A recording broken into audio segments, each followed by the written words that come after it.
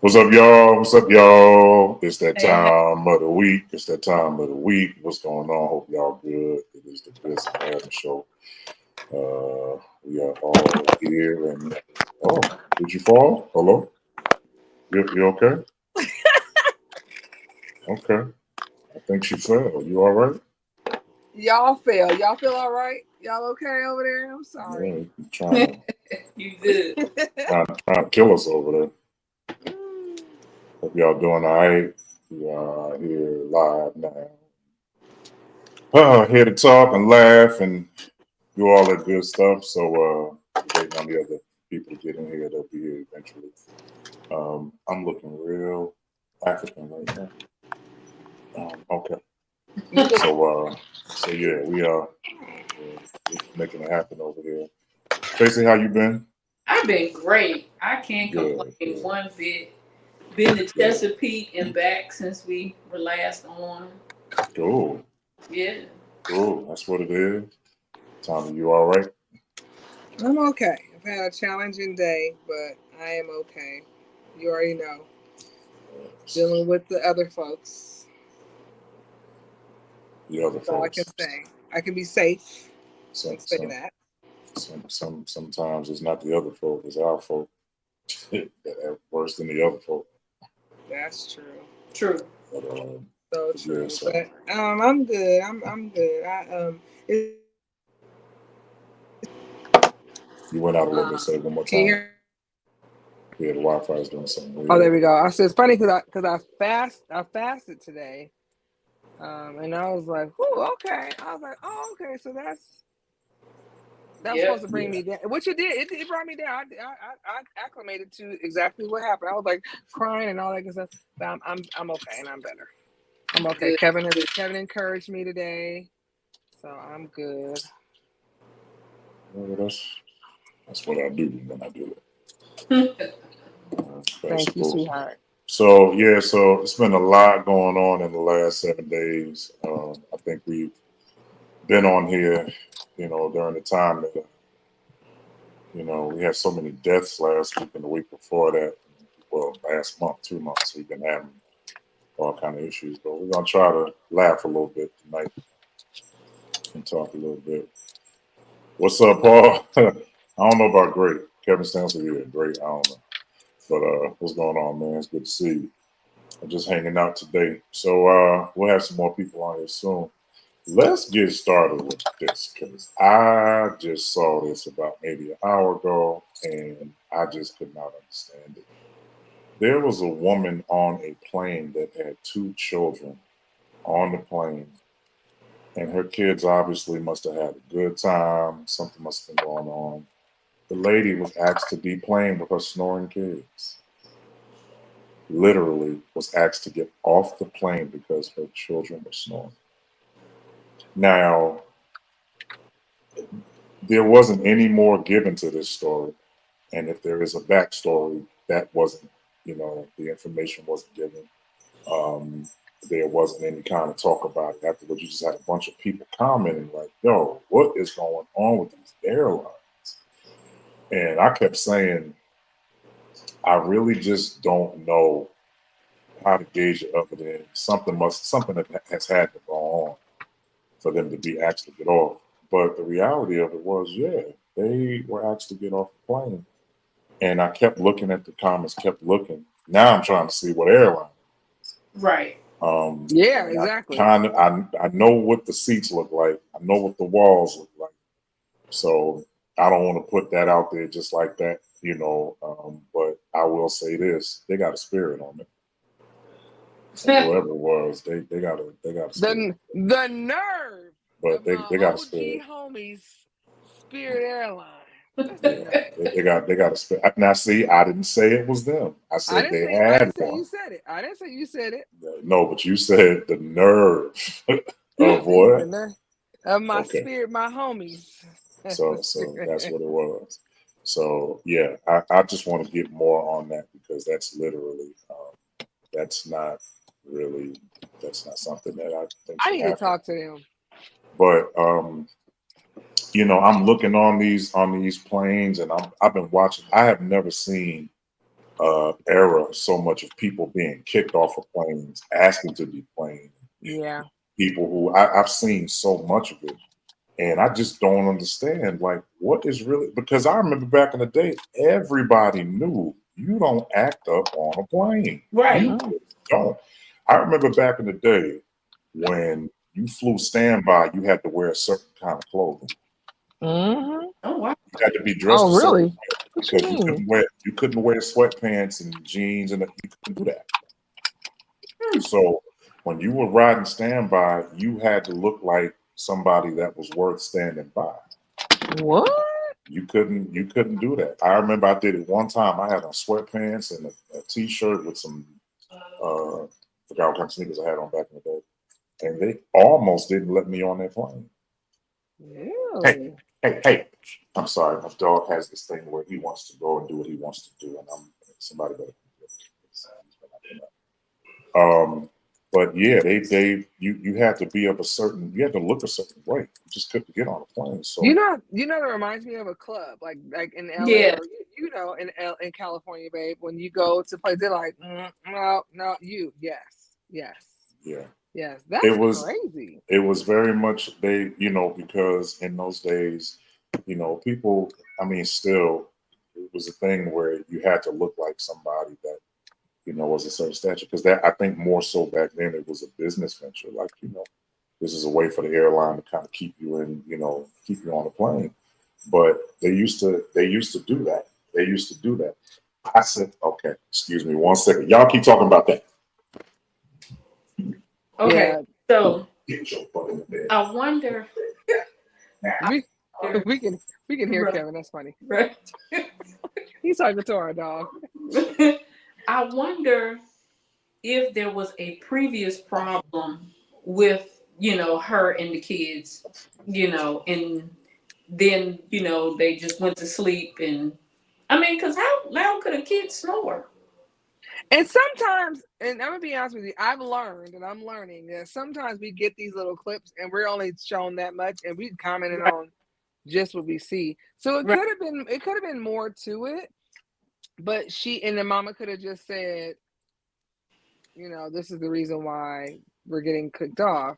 And Well, then Um, you can see where she was saying, "I'm not getting off. My kids are tired," and then you could see her say, "That's just wrong. Like, who's complaining? Like, who's complaining? That's just wrong. Why am I being asked to, you know?" And I think, sometimes, anybody could fly unless you're on the no-fly list. Mhm. But anybody could fly, and idiotic people get on planes too. That's true. Yep. Evil people get on planes too. Petty people get on planes. People who are having trouble in their relationships, and people who lost their job. Everybody can get on the Yeah. plane as long as they're not on the no-fly zone, or no-fly list. So you just get some idiots on there. I just know that. I mean, if that's the case, then I've been on plenty of flights where people's crying babies were crying from takeoff to landing. And I'm Mm. talking about going to London. I I mean, mean, like it's 9 hours.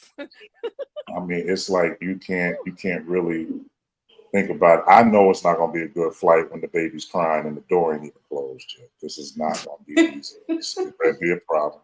I'm with you on that So one. I try to keep my earphones in and put my noise cancellation on, because I do not want to hear that. Most of the time that I get on planes, I'm tired. So, I don't want to hear that. But I just see so many people being kicked off of planes these days. Like, it's really, really bad. Like, Yeah. what's really happening here? Like, every time I turn around, you can see, like, it's on social media heavily, like Right. somebody being escorted off a plane. And I'm like, but then I saw one, there was a racist flight attendant, and they had made a comment to a black guy that was getting on the plane. He went the wrong way. He didn't know he was first class. He was just used to being an economy approach or whatever. And she made a comment and said, I guess you people ain't used to being up front. And Ooh. he went off. See, And you hit me with the you people. Yeah. he, Yeah. he went off, and in his going off, this is what's funny. This happens in life, period. A lot of people don't always see what caused the reaction. They're just Right. looking at They the just see the reaction, reaction.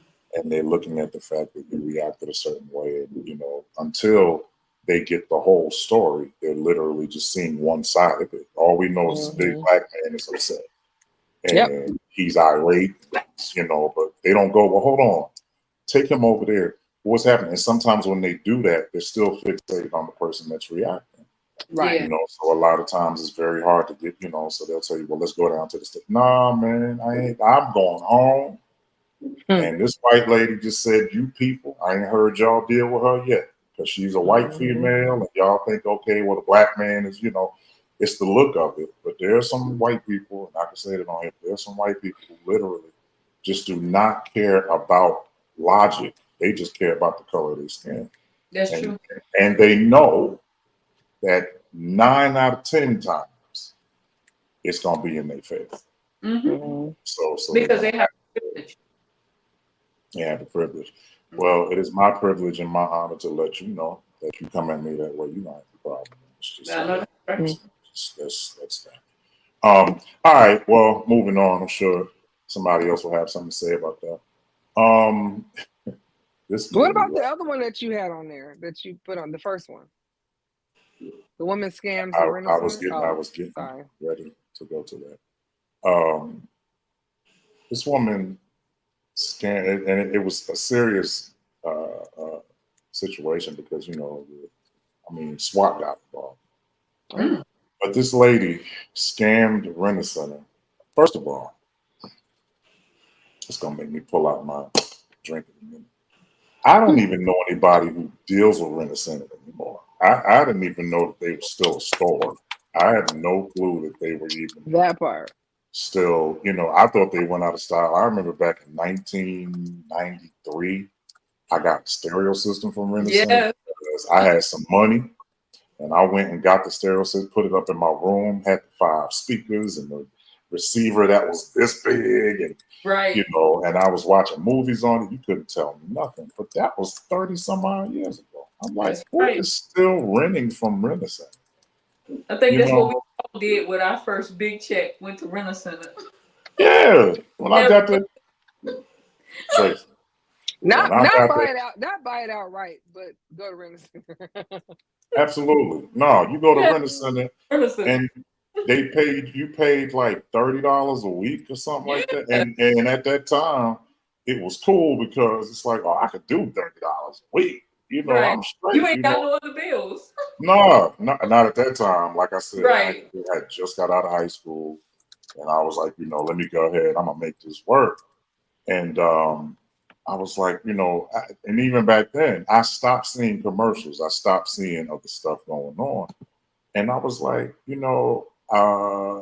don't really see how you can deal with it to a point where you're getting the cops coming to your house. Now I said, either she scammed them or she just didn't pay, but it says that she scammed them, and she had scammed them. So what happened was she basically went in there, put somebody else's name on it, and she got a mound of stuff. Wow. To the house. Now, I'm not condoning stealing. I'm not condoning. I'm not doing that. A little bit. What you about to say? No, I'm not. No, I'm not. I'm not condoning any of it.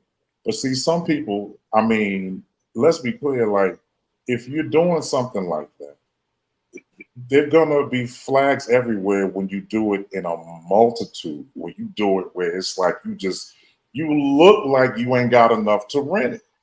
But you gonna go in there and pay thousands of dollars on credit, and then you're gonna go to the house and you just gonna sit there and you gotta take all the TVs. You gotta take all. I just don't understand. What do you have? Somebody asked me the other day, Kev, you know what? I found this old CD, man. I want to send it to you. I said, brother, I ain't got nothing to play no CD on. I don't have anything. Not a car. I don't know. My car, I can't do find have a car. That's it. I don't. I don't have anything in my house. If it ain't coming in an MP3 or MP4 file or WAV file or something, I can't listen to it. But I just don't know what she took that made them mad though, because I'm like, you know, even with flat screens and stuff, Walmart is cheaper than Rent-A-Center because Rent-A-Center done hiked up all its interest on it. That's right. You So you know, so 3 times as much as what it's really worth. absolutely, and you're gonna be paying for at least a year and a half to 2 or 3 years. Yeah. When you can go So- get that same TV for under $500. Right. And, Yeah, and go ahead. if I'm you're sorry. patient enough, wait till Christmas. You can go to Walmart and get a 55-inch for $219. That's true. You know, but you sitting up here stealing from Rent-A-Center. I'm like, you got to be in somebody's inner city somewhere. You have to be. There's and no and way. that right, you're so silly. I agree with you 1000%, and that's where a lot of us go wrong. And I say a lot of people who do it go wrong, especially those scammers who don't think like you're doing it in abundance. Who needs 5 TVs? Right. Like, where are you putting? Okay, first of all, are you getting cable to all 5? Because really, you're talking about money. I live by myself and I got 3. That's questionable enough. Right. You know what I mean? But I'm just like, we, especially where I work, and I won't even really say where I work because that would be, we got people who work the social media who look for us, look for stuff like this. But anyways, we look for and we call them abusers when they do certain things. They do multiple. If you're like, we know. At the end of the day, I can't stop you from doing what you're doing. That's not my job. I'm gonna go ahead and file it and do what you want me to do. But I know you're overdoing it. You're doing things that you should not be doing, and we can tell there's an abundance of this because you're trying to get something from it. You know what I mean? So, but yeah, that's ignorant. It's very ignorant. I just don't know how I would even want to make the news being involved with Rent-A-Center. Yeah. No. I don't. Amazon or I mean, for God's sakes, Temu or something. But Rent-A-Center, Yeah. Rent-A-Center. That's the 8-track tapes of audio and electronics right now. Like I just couldn't see myself doing it. I couldn't see myself doing it. It's very, very weird how some people still involved with that. So we talked about that stuff. We got some comedy stuff too coming up once these other nuts get on here. But I just went and did a breaking news of the day, and officially in Iraq there was a rocket that literally injured some Americans. Ooh. And that's not good because we're gonna find out. Now I never told this story, and I'm not gonna tell the long version. I'm gonna try to keep it. I'm timing myself. It's 18:10. Okay. So I've been to Iraq before. And when I tell you, I got shot at, I was on the stage and we had to take cover because the Scud missile landed somewhere. I was on a C-130 plane going from one base to another, got shot at, had to get off, leave our stuff to. And he was not in the army. F-16s were up in the air. And they literally, once we got off to the ground and we were told to go in the bunker, these 2 F-16s went up and killed these 2 Iraqi choppers and or individuals who were on them. I've been in Saddam Hussein's palace. I have been to all of his. He has one palace that was 400,000 square feet, and then all of the houses surrounding it were all his mistress's houses. And I've been on all of that. I've seen it. I saw where there was a. You ignoring me. I know you ignoring me. We're riding. No, I'm not ignoring you. What's going on? I wanted to say he told me this and I didn't believe him. Hey, Scott. Well, Hey, Scott. How are you? I didn't. I did. I said what I said because. I mean, I did, but I was going like this. I was going, this can't be like, because the story, and then you got to tell the story, but I just didn't believe him. But it wasn't until somebody else, 2 people actually said it. I went, okay, so here's. You gonna let me have my point? I didn't believe him. That's all I want to say. So I was over there with Blackstreet. We were all over there, and Charlie Wilson was over there. So we were asked to go, and when we got there, there was a whole lot of stuff. I've been talking about it lately. I don't draw it out, but the meat of it is that we had never seen anything like that before. That was probably one of the most god awful experiences I had while being there. Very short story. When we got there, we went to our, transportation, and they cut the lights on. They was like, guys, you got to wear the helmets and you got to wear the vests and stuff because we could get attacked. Mm. And I was like, hey man, we ain't supposed to be here, bro. Where was this? This ain't happening. Iraq. And so we were on a bus, and let me go back. We get off the plane. We land. We went from Frankfurt to Kuwait. And in Kuwait, when we got there, we were, deplaning in the plane, and there was a lady that had a child up there. She literally went to get off. Her bag fell right at the jetway. Like when you get off the plane, her bag had fell. So, some bottles and stuff like that. So, we gentlemen, we went over, tried to help her, put her bags. Yo, these 7 dudes in turbans ran down that jetway. Don't touch her. Leave her alone. Let her go. Don't you touch. We was against the wall. Like, bro, we're just trying to help. Like, what? I mean, it went that way. We get downstairs to customs. There's a lady there that literally Look at Tracy. That has on, the veil over, they cover themselves up. All you could see was her eyes and her hands. You couldn't see nothing else. And she was in this little window that had this little sliver right here. She was just calling out our names to give us our papers. Mm. She was like, McAllister, Johnson, Stansel, who is Stansel? I'm like, why you gotta ask like that? I'm right here. Like, why are you hollering? No, she was hollering. I could tell she had a gun in there. I just we get out, they tell us get your bags and stuff. They're like, all right, guys, when we go out into the walkway to go to the transportation, please don't talk to nobody, don't touch nobody, don't speak, don't look, just walk straight. They open the door to the baggage claim. And we literally walked through this walkway. It looked like it was almost a mile long. Just people on each side of this gate. And they all got quiet. Like when we walked through, they all got quiet. So we're walking to the bus. This dude jumped the gate to go to Teddy Riley. Like he loves him. So he went to go to Teddy, like kind of grabbed Teddy's arm. Military police pulled his 9mm out and put it right to this man's head and said, I will kill you. Back up. Now I will kill you. He's like, no, I love him. He said, one more time. If I gotta say it again, I'm pulling the trigger. Like it was bad. So I'm standing in front of him, and I look back. I said, hey man, yo, dude, I love music too much, but this ain't cool, So we get there, and they basically telling us a bunch of stuff.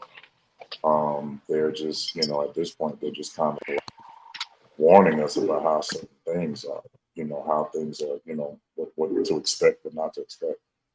They took us to this hotel, and when they took us to the hotel, they pray midday and midnight there. And so the intercom is all over the daggone country at this point. And they're sitting there. The guy starts praying. We're in the hotel, like, what is that? We all run out the rooms. And we're like, yo, this is crazy. Like, who is that? They're like, oh, we pray every day and pray every night. So, at least they're praying. I thought they was, they say, oh, I walk by and start blowing places up. I don't know. So we got hungry, said we wanted to get something to eat. That said, there is a KFC right down the street on the corner. I'll run outside and look to the left, and there it is right there. I said, we got action. It's KFC right there. We all come out, 9 of us, walking down the street. There's a horrible smell. So we were like, yo, we don't know what that is. And if that's KFC, we're not eating it. So steady walking down. We got to the door, and it was locked. I thought they said it was open. So they had a bell. You had to ring it for them to open the door. Okay, safe joint, no problem. Went over to this cab driver. I said, hey, you speak English? He said, yeah. I said, hey, man, what does that smell? He said, he got out the car, took the seatbelt off, got out the car, turned around, went around to us, and he said, oh, you from America? We said, yeah. He said, yeah, you all did this. Look at these buildings across the street. All these buildings were completely jacked up. I said, oh, for real? He said, yeah. He said, there's dead bodies all in there. He said, they haven't cleaned the bodies up yet. Just, rubble everywhere, all on this block. and there were dead bodies in there that they hadn't cleaned up yet. Oh, that is gross. I said, "Hey man, hey dude, we gotta get out of here." So I have all of this on video, by the way. Young World, boy, he was with me. He found all the videos on YouTube that are up there. So all the shows we did on YouTube, all of the preparation that we had to get the bulletproof vests and the hats and all that's on there. So I can send that to everybody. But we were doing it. They sent us to these tents. We're in the tents. I done had dreams that men in turbans came and tried to stab us and stuff. So I'm on high alert like the whole time. My head is on a complete swivel. So he said, "Yo, we gotta go to the bathroom." We go outside. He was like, "Oh yeah, the toilets and everything all the way down. Just go down to the end, and make a left." I'm like, the end of what? I can't see nothing. Pitch black. You know, that's the desert. Got out there, went to the bathroom, did what we had to do. We walking back. We hear something scraping. So we walking faster. It's going faster and it's getting closer. We moving faster. It's two wolves just literally walking around. They saw us and they was ready to eat. It was their food, I guess. So we got back. The next day, we're doing a show, and we are in the show. Like, we in the show. Lady just runs up on the stage, "Incoming, get down now." During the show, she got on the microphone and hollered out. And everybody that was watching are all military. They all knew what to do. We didn't. But they knew. And literally, man, they turned around and put us in bunkers. We heard it hit. We just didn't know where. They found out where it was. They sent the helicopter, killed the guys. The guys were running on this dirt road or sand road. They were going up. They killed them. Like, "All right, y'all can come back to the show." Do the show? We ain't doing the boy. You better show me where that tent at. I ain't getting up on that stage. I ain't doing so.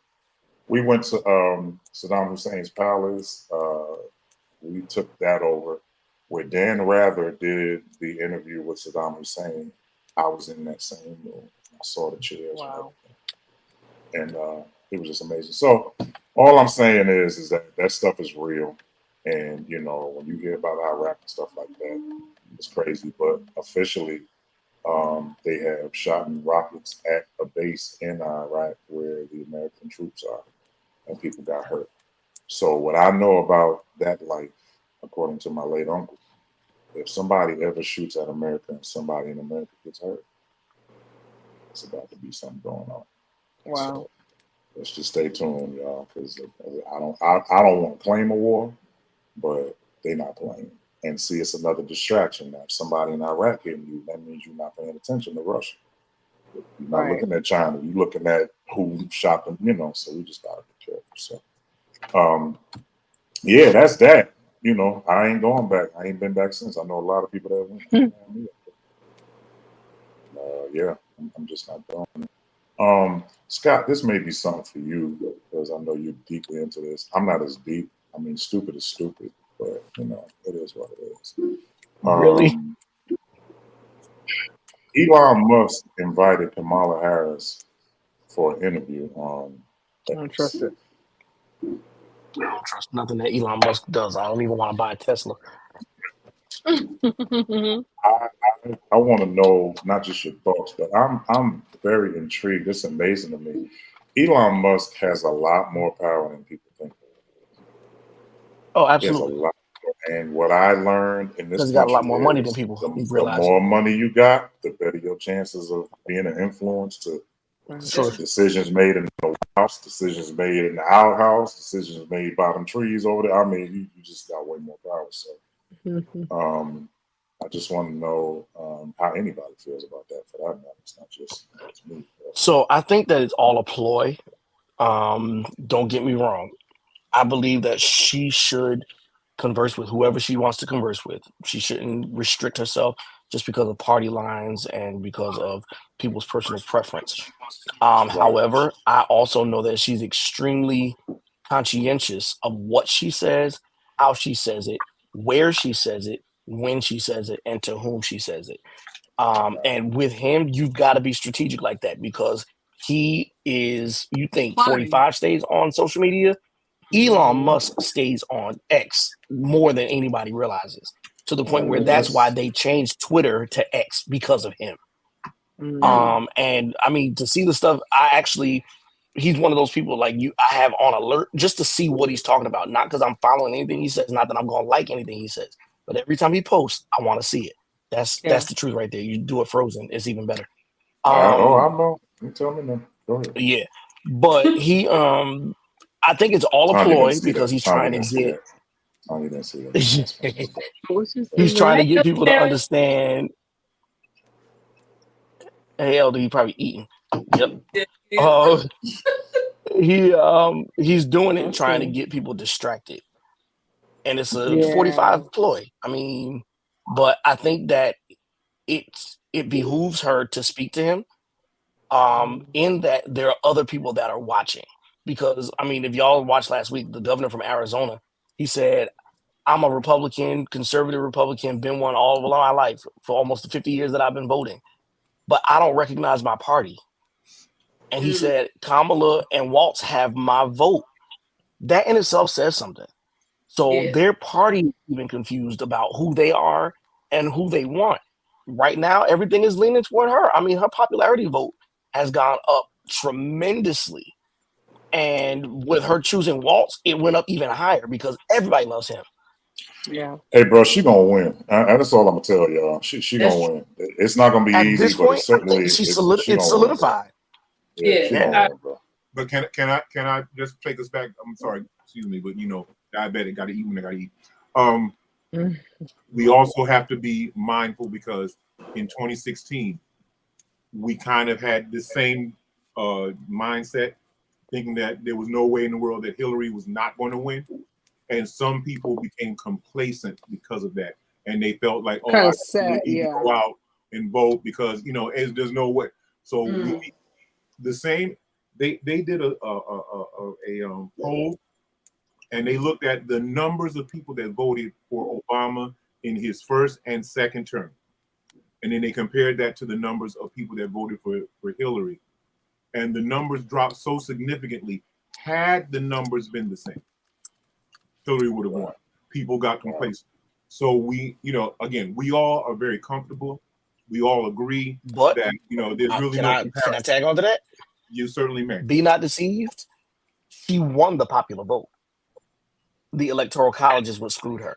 Exactly. If we went just based on what the democracy voted for, she was supposed to be our president. And then I thought it was extremely hilarious that she decided that she was gonna decided that he was gonna say there was voter tampering.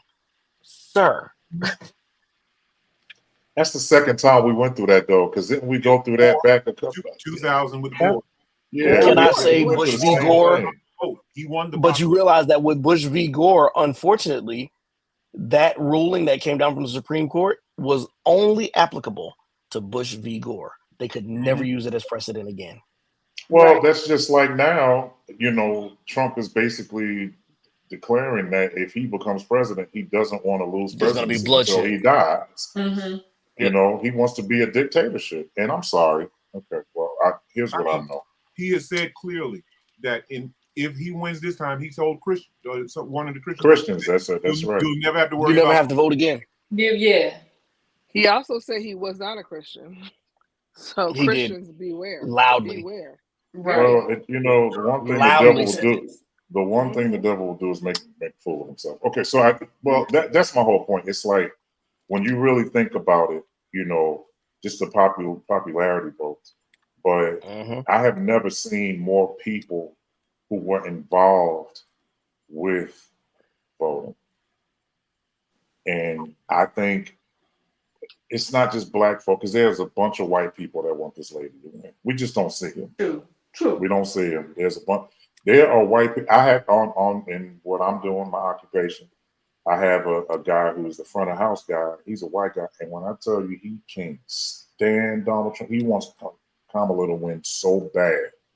He's like, I hope they fry his orange hair tail. Like he'd be going in, like he cannot. And this man is more pale than any white person I know. And he is just like, I don't want this man to win. And I think one of the biggest things about this is that there are a lot of uneducated people making decisions these days. Yeah, very much so. And they are, because they are in power, because they are in position, because they hold a seat, they look more educated than they are. No, But I've also known that there's a lot of people who are in place and not in power. that's You know, good. just because you sit in the seat doesn't mean you make the call. That's You right. know, so I think now what I'm seeing is that I like Kamala because she is not afraid to face a man. Like she's not scared. She don't care nothing about that. And I think that's a little bit of black in her.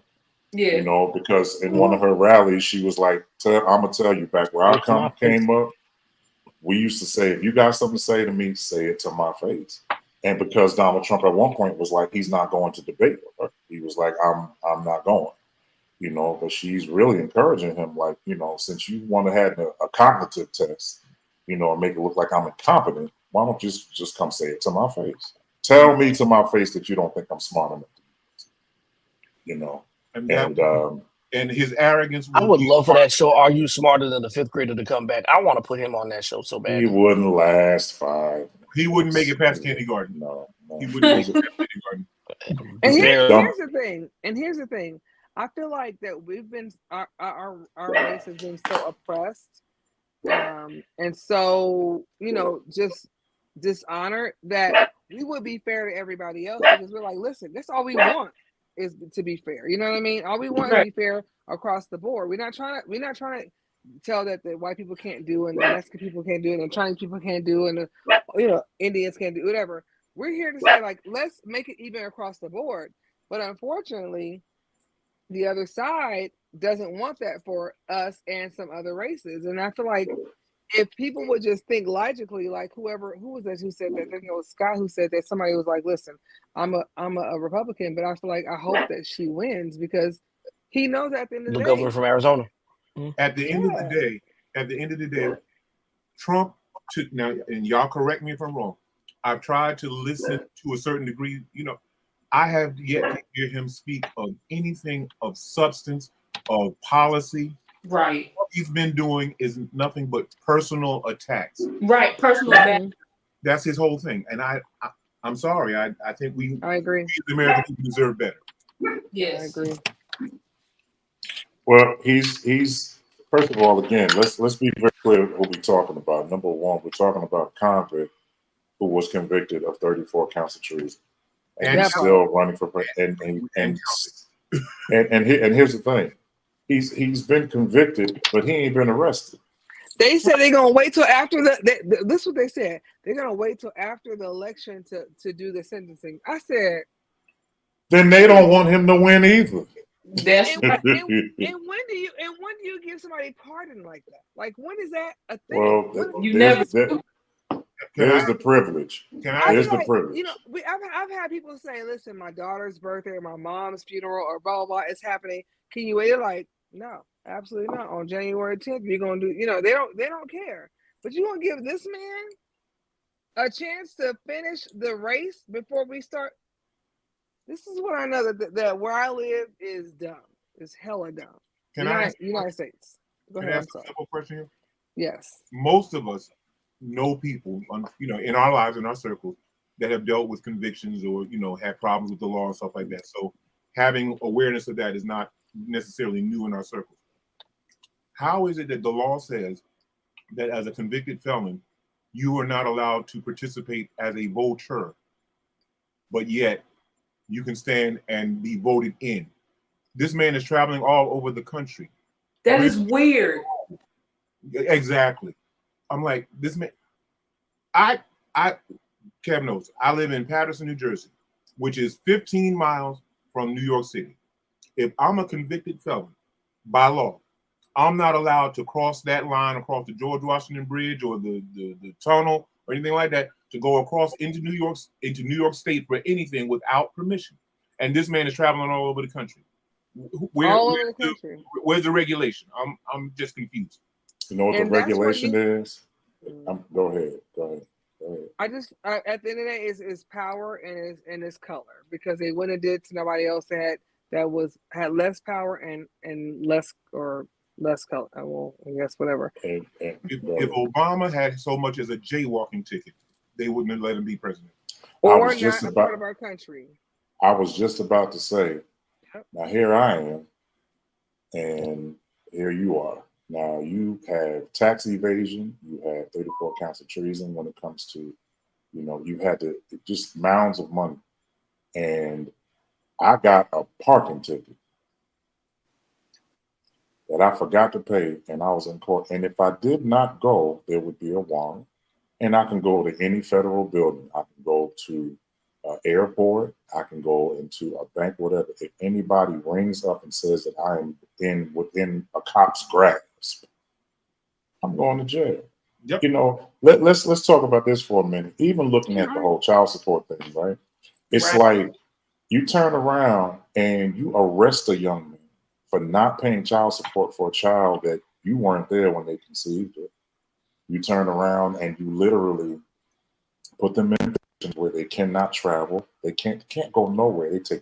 They try to. They try to take. They're more apt to taking your passport than your driver's license. But they'll take that. They'll keep you from doing all of this stuff. And now you've taken, Terrence, we just talked about this the other day. Now you've not just taken away my freedom, but you've taken away my ability to go to work. Mm-hmm. So how am I going to pay for something if I cannot go get the money? Right. But you got this man, but you got this man that went on in front of everybody and said, I don't know what taxes are. I haven't paid them in 10 years.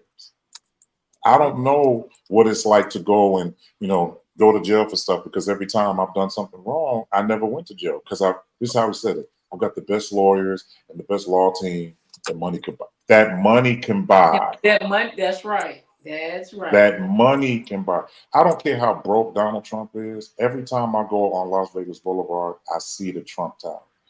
When I went to Chicago, his building is taller than everybody else's. And there are people who have money that will go and spend money at his establishment. So I don't care how broke he is, he's still making money. Donald Trump's broke is not what we consider broke. No. You're right. You're absolutely right. I remember back in the day, MC Hammer said, when he had lost all that money, he was like, he said, I hear y'all saying broke, but I'm not broke like people I know that's broke. Mm-hmm. He said, yeah, I bought a house for $30 million, but I lost that house. That's what I lost. He said, but that's what y'all documented as money that I lost because I don't have that house anymore. But you don't know about my money that you don't know about. Yeah. You don't know nothing about that. He says, so I'm not broke. I just don't have what y'all saw me have before. I don't have that, But Donald Trump is not broke. And I think one of the biggest things about this is Donald Trump has filed for bankruptcy. I don't know how many times. I want everybody to understand that watches this now or later. Here's what you have to understand. Bankruptcy does not mean you're dead. You're right. We need to talk about that too. Bankruptcy it's a smart way to get out of it.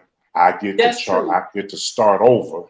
I get to start over. I've had it. Of course it is. I know people who are millionaires that file for bankruptcy, and I wondered why.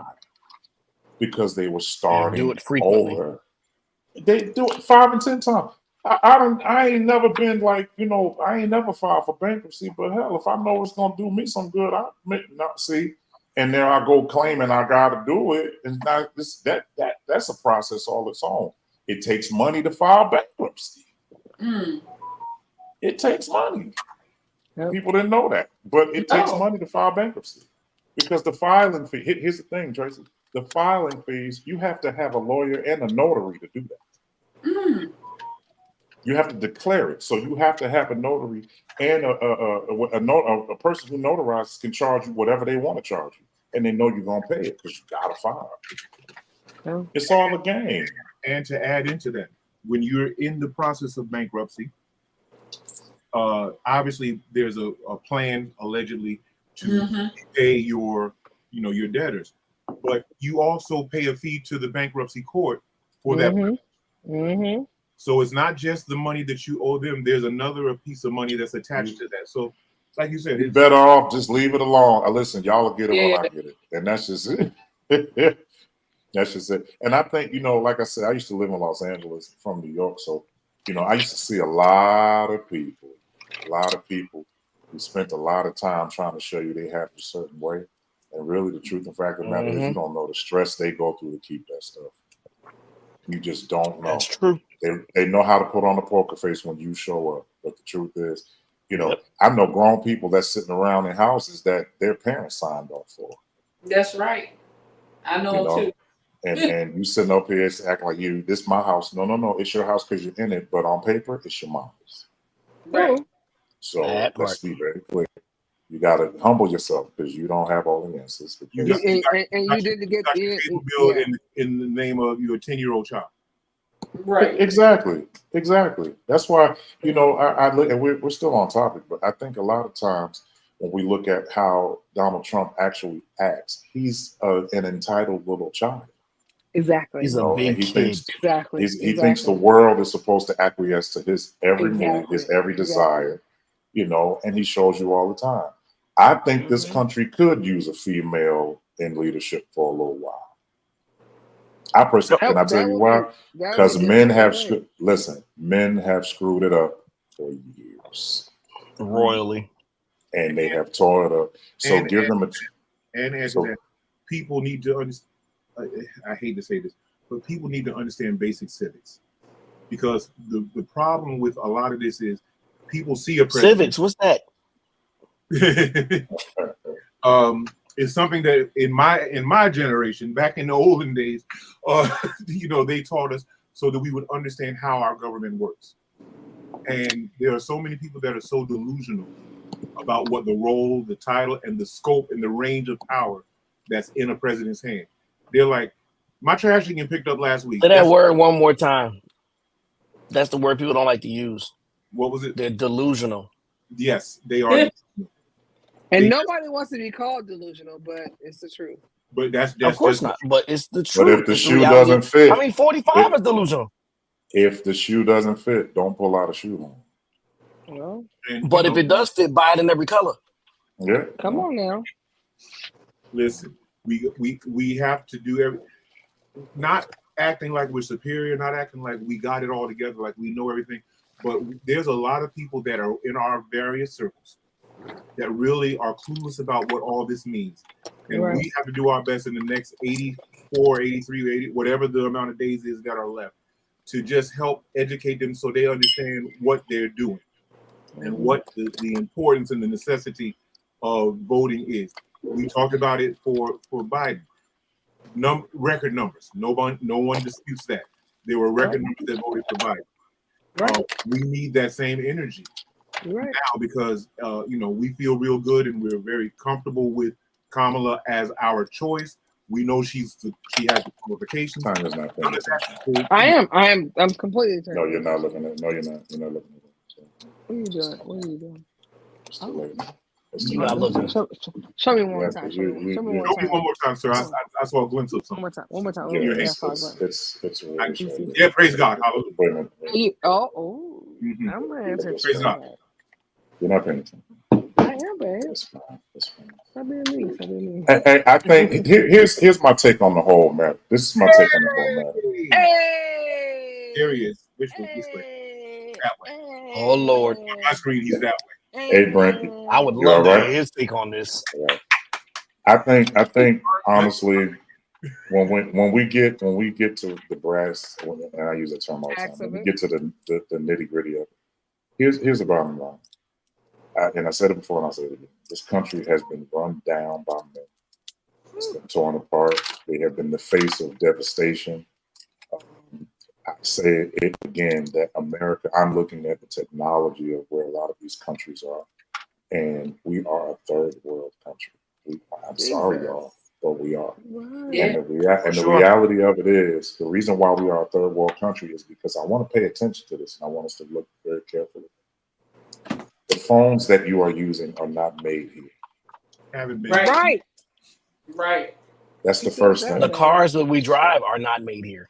Are not made here. The phones that we use, the iPads, the laptops, the stuff that I'm on right now. As a matter of fact, first of all, anything with a she on it, hashikashi or whatever, that you know that. Stop and do it again. Or Apple. Yeah. Well, listen. Well, hashikashi. That's not us. Yes, sir. I think what we need to also look at is that we have to stop thinking that we are so above. Japan has been before us, way before. We saw China. China was before us. India. Mm-hmm.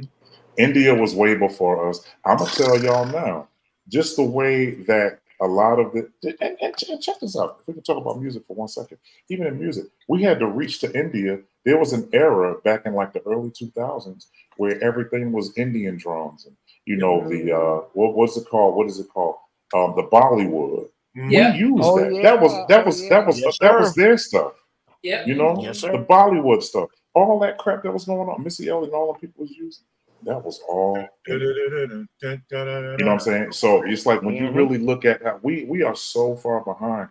Now the truth is we did innovate some stuff. I'm glad we're here now. That's a good segue. It's so bad in the Olympics right now. They had to put breakdancing in it.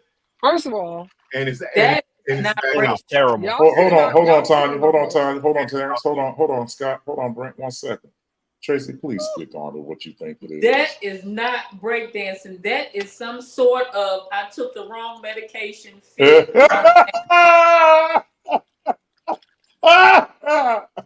And the church said amen. Horrible. And the I church thought I was taking Tylenol and I took fentanyl. yeah. Right. I was like, what Yeah, is happening? Your fentanyl was really somebody cut something wrong in your stuff, baby. Yes. Turned that thing on. I said, "Now I wasn't even in town, man. I somebody showed me on their phone. I said, all right, bro, I'm gonna go upstairs. I went upstairs and turned that thing. I said, what the? Yeah. And the lady had the nerve to act like she was right.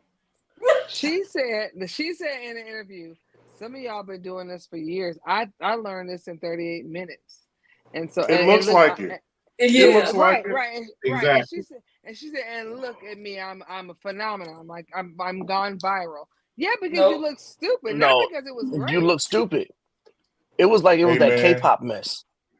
Hey man, It you know my wasn't mother. even K-pop. It was like Hey. kindergarten K-pop. You know my mother. You know Right. my. You know my mother told me one day. She said, just because they're on TV don't mean they belong there. Yeah. But She said we were watching the Genius Apollo levels. one day, back some years. We were watching Apollo, and I said, "Mama, Dad, they on TV." She said, they on TV making a whole fool of themselves. You're right. They're making a whole fool. So that's what they're going to do. be for them to say in the middle of the performances, in the middle of the thing, saying we ain't doing this no more. Oh, it ain't coming back in 2020. What is it? 2028? Yeah, they're not coming No, back. it's out. 28. It's out. And let me Uh-huh. say, LA would have been a great place, right? Or like New York would have been a great place. You're not gonna bring it back then because you know how foolish this shit. I'm sorry. That. I'm gonna mute myself. It is what it is, baby. At least we didn't have to ask what you meant. Well, you got it. Right. We got it. I got it. Yeah, Oh, I'm clear. boy. Brother Brent Brown, I was gonna hold you for last. Now let me say this. There was one show that you were not on, and I have to be honest with you, the show did go on, but it did go on well. And I am the host of this show, and so I would tell you, we're glad to have you here. People don't think I'm funny; they think I'm always ready to fight, and that's not true. AKA, we wasn't that funny for him. We wasn't as entertaining for you. Although I feel like Terrence did leave us with a good outro, but I'm gonna let that go. Yes, he did. But it wasn't you. It wasn't you. I'm just saying. That's what I'm saying. We just wanted to be known and recognized on I the floor acquiesced to right the king. now. I acquiesced to the king. We just wanted to be. Shut up. Okay. And he said, "I'll show you. I'm gonna get the last word, no matter what you say." Yeah, he that's a white black dog. That's all I'm gonna tell you. He's a white black dog. Brother Brent, you all right, man? I am good. How are y'all? How was your evening, sir? My date was amazing. Good. It was amazing. Where'd you go? Joey's Uptown. I like Joey's. We're not gonna get into your personal stuff. We're gonna let you have that time. I just asked how the evening went. I wasn't trying to get into the details. Yeah, no, I'd say you. I didn't say. I'm just saying. After party. That's what happened. Call me later. Call me later. Just call me later. Just send me a text of the details. I'm glad we're talking about this. I think now is a good point, and Brent, you couldn't have came on at the time. This wasn't even on the program, which I had in the banner. So I'm ready for this. I had a conversation last week. Do we think that pastors and preachers' kids, Oh do Lord. we think they are privileged? A pris- No, I know they're not. I'm one. They're not The supposed to question be, is, but a lot of the them are. question is, do they think they are? Brent, what do you think? being All that the I earth Uh-oh. keeps silent. He's about to talk. no. Being that I am a PK, um, do I think we are privileged? That was the question, right? Mhm. Privileged. Um. So I'm gonna answer like this. Anybody, any PK that understands the severity of their parents' call will not take their position as a glorified situation. Any PK that is caught up in the glitz and the glams and the hype of everything and the recognition, then yes, they are privileged, and they don't really understand what it is that their parent has been called to do, and so they lack. They're not important in any other areas, so they have to use their parents' credibility in order to gain some type of status and or name for themselves. For me and my brothers, we definitely have tried. We tried at that time to run away from the light. Unfortunately, people always wanted to put us in the front, but we tried to run away from it. I never thought that it was a glorified position, nor did I think I was privileged. I also had a father who was a very humble individual, and so he never let us get caught up in whatever fame or fortune or whatever that he had, a claim that he had, because he took it seriously. And I don't know. I think this younger generation. Okay, this younger generation, yes, because it's all about let me get a good seat, let me sit on the platform. My father is bishop so and so, or my mother is prophetess so and so, or my dad is pastor so and so, yada yada yada. So this younger generation, yeah, it's more of a privileged, glorified seat than those of us that's been in this thing for a while, and we really have had to watch our parents go through some stuff and we could not retaliate or react, and we had to love everybody. So that's my do I think no. Some of them, yes, and I do know a few of them who I could name, but I won't. Of course you do. But no. Unless you Say that again, Scott. You went out, Scott. What you say? I said unless you're Unless I am Okay. provoked, yes, then I'll call them by their name and I'll tell the events and the things that we both have been at. However, um, you know, I don't know. I think this younger generation, yeah, because it's more of a glorified position than a crucified position, if that makes sense. I asked that question that's good. because we run into a lot of people who um, are, and I'm glad you said that. So when I said privilege, that leads me to my next question. I need everybody can answer on this, so come back. Um, which is why I asked about the church. Is the church presence uh, heavy in the voting process? Like In the for the voting church? process, no. Yes. I have some family members that have never voted, and they are very proud about that.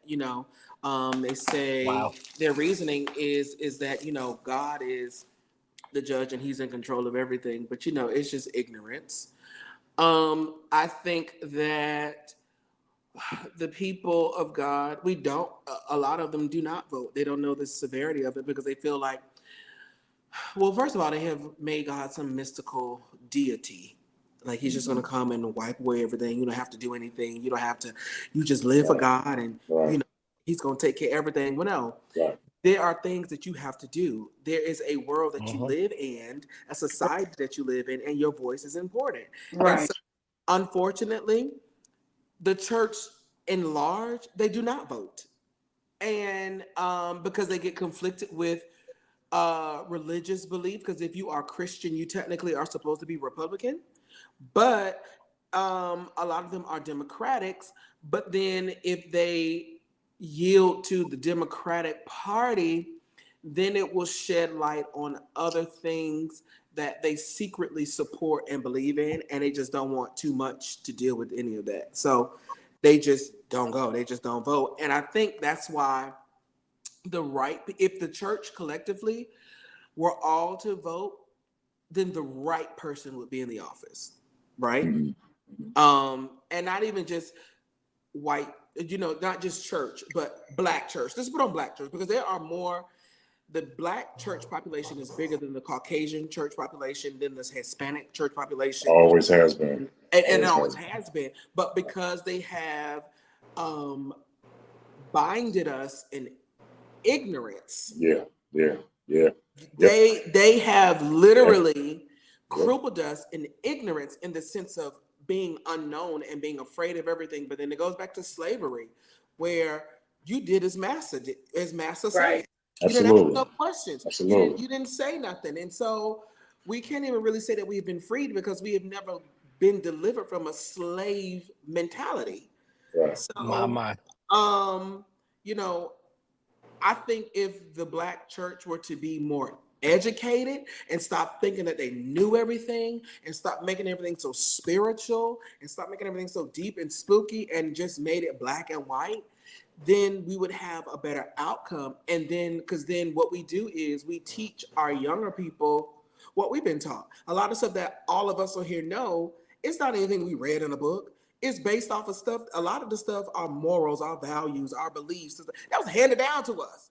Mama was a Democratic, so I'm gonna be a Democratic. I don't know why I'm a Democratic, but my mama was a Democratic. My dad was a Democratic. But if we really take the time to educate ourselves, then we can pass along the right information. And see, the thing about it is, someone said years and years and years ago that if you want to hide something from a black person, put it in a book. We don't read. We perish because of a lack of knowledge. Black people have been defeated because of their lack and willingness to be educated or intelligent. Now, we have some very intelligent African Americans. Everyone on this podcast are very highly intelligent, African Americans. For instance, Scott has 15 degrees. Okay, great. And then everybody else on here has many degrees and been over abroad and have been in many places and things of that nature. That education, and if it wasn't education, just good character and moral values have put us in, right? We've all been in a place of, big people, big names, big platforms, things of the nature that we never would have been put in if, one, we didn't know how to conduct ourselves, and then two, we didn't have moral values, right? Right. So I think that if we just really take the time, because this generation think they woke, but they really sleep. And it's like, y'all don't even know the struggle really of what people before you have went. Even with me, my 40-year-old self, there are things that I experienced in my 40 years that this younger generation, they know nothing about. I say it all the time. Me, Scott, Avery, Kevin, and Tanya, and Miss Tracy, and Mr. Terrence, we are the last generation of that old school teaching. That's true. So that has nothing take away from church, just old school teaching in general. All of us had to be home before the light, the street light came on. That's right. All of us couldn't spend the night at everybody's house. That's the truth. Your mama's like, don't you eat at everybody's house. That's the truth. If a stranger come up to you, what you gonna do? What you gonna say? No, if it ain't your auntie, your uncles, or your grandmama, or somebody that I trust, don't you go with them. That's right. And if you visiting somebody's house, don't think you're gonna spend the night. Don't spend the night. Okay. When they get ready to eat, you come home. You come home. And if you cut up, they have permission to beat your ass. Excuse me, to beat your behind. For real. You know what I'm saying? No, you said it right the first time. Why did you correct that? When you come home, I'm gonna tear your ass up. So that's two beans. Right. Listen, and then if daddy wasn't home and he got the report from mama, that's a third one, because he's mad that you pissed his wife off. Thank you. I didn't have no daddy. Hey Brent, real quick. And that's where the doctors and lawyers and teachers, and they were all birthed from that. That's and listen, my mother carried a pink brush in her purse, and every time on Sunday was the worst day of my life, and I'll tell you why. Because that was the day that everybody in the church had rights to bounce my tail back and forth, up and down Bibleways aisles. And Patterson being such a small city, everybody knew everybody. You know, so as a result of that, it was always the thing of, you know, ain't this your uncle? Ain't that your aunt? That's your mother? That's your cousin? You mean that? You know, and so, you know, I didn't become a doctor. I didn't want to do that, you know, but I think what I wanted to do, I'm doing. Right. But at the same time, there was still But a they beat character us that into our had to be gifts. built. And listen, let me tell you something. Where we grew up at, being nice was not the main objective. It was not. Our parents had to be hard because the city was hard. Yeah. And we didn't have a choice. But And that's being not just in respectable Patterson. was the main objective. Absolutely. You respected a predator before you knocked his tail out. You respected him. You know, if he was older, you We you were all respected him. respectable. Yep. But after that, once we found out what you was about, that went out the window. But you could never say in the beginning, I was disrespectful. No, I wasn't. I said, yes, sir. No, sir. Yes, I did. But the moment you tried something, I remember Scott, I don't know what Terrence went. I was working at Cellular One out there in Paramus on Route 17. And there was a guy there that was, you know, he was of the gay descent. And I had no problem with him. I was like, bro, if you know where I came from, I ain't got, let me shake your hand. Good to meet you.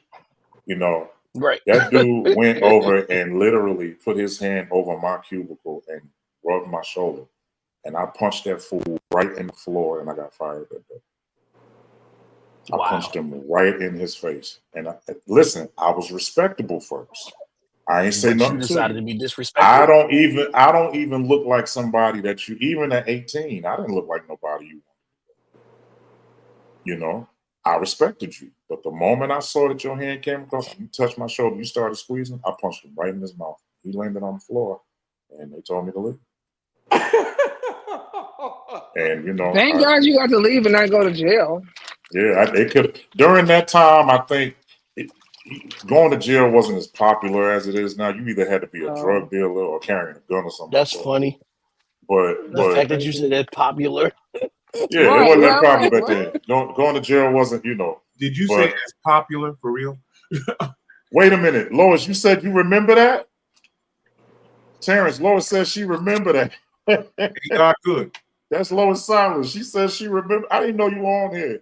And that's my big sister. Lois, that is my big sister. And yeah, she remember that. I literally turned around. I hit that fool so hard. The EMTs came. I hit him hard, Jack. That's and crazy. I respected him first. I respected him. I said, yo, I'm, you know. And Terrence, if you remember, you didn't have to come back there and pick me up no more. Yeah, well, I didn't work there anymore. You know, but no. And here's what I'm saying. We would talk that way. We were literally like, you know, we that's just what we were taught. These kids these days are not taught to respect people. You know what I'm saying? They're not taught to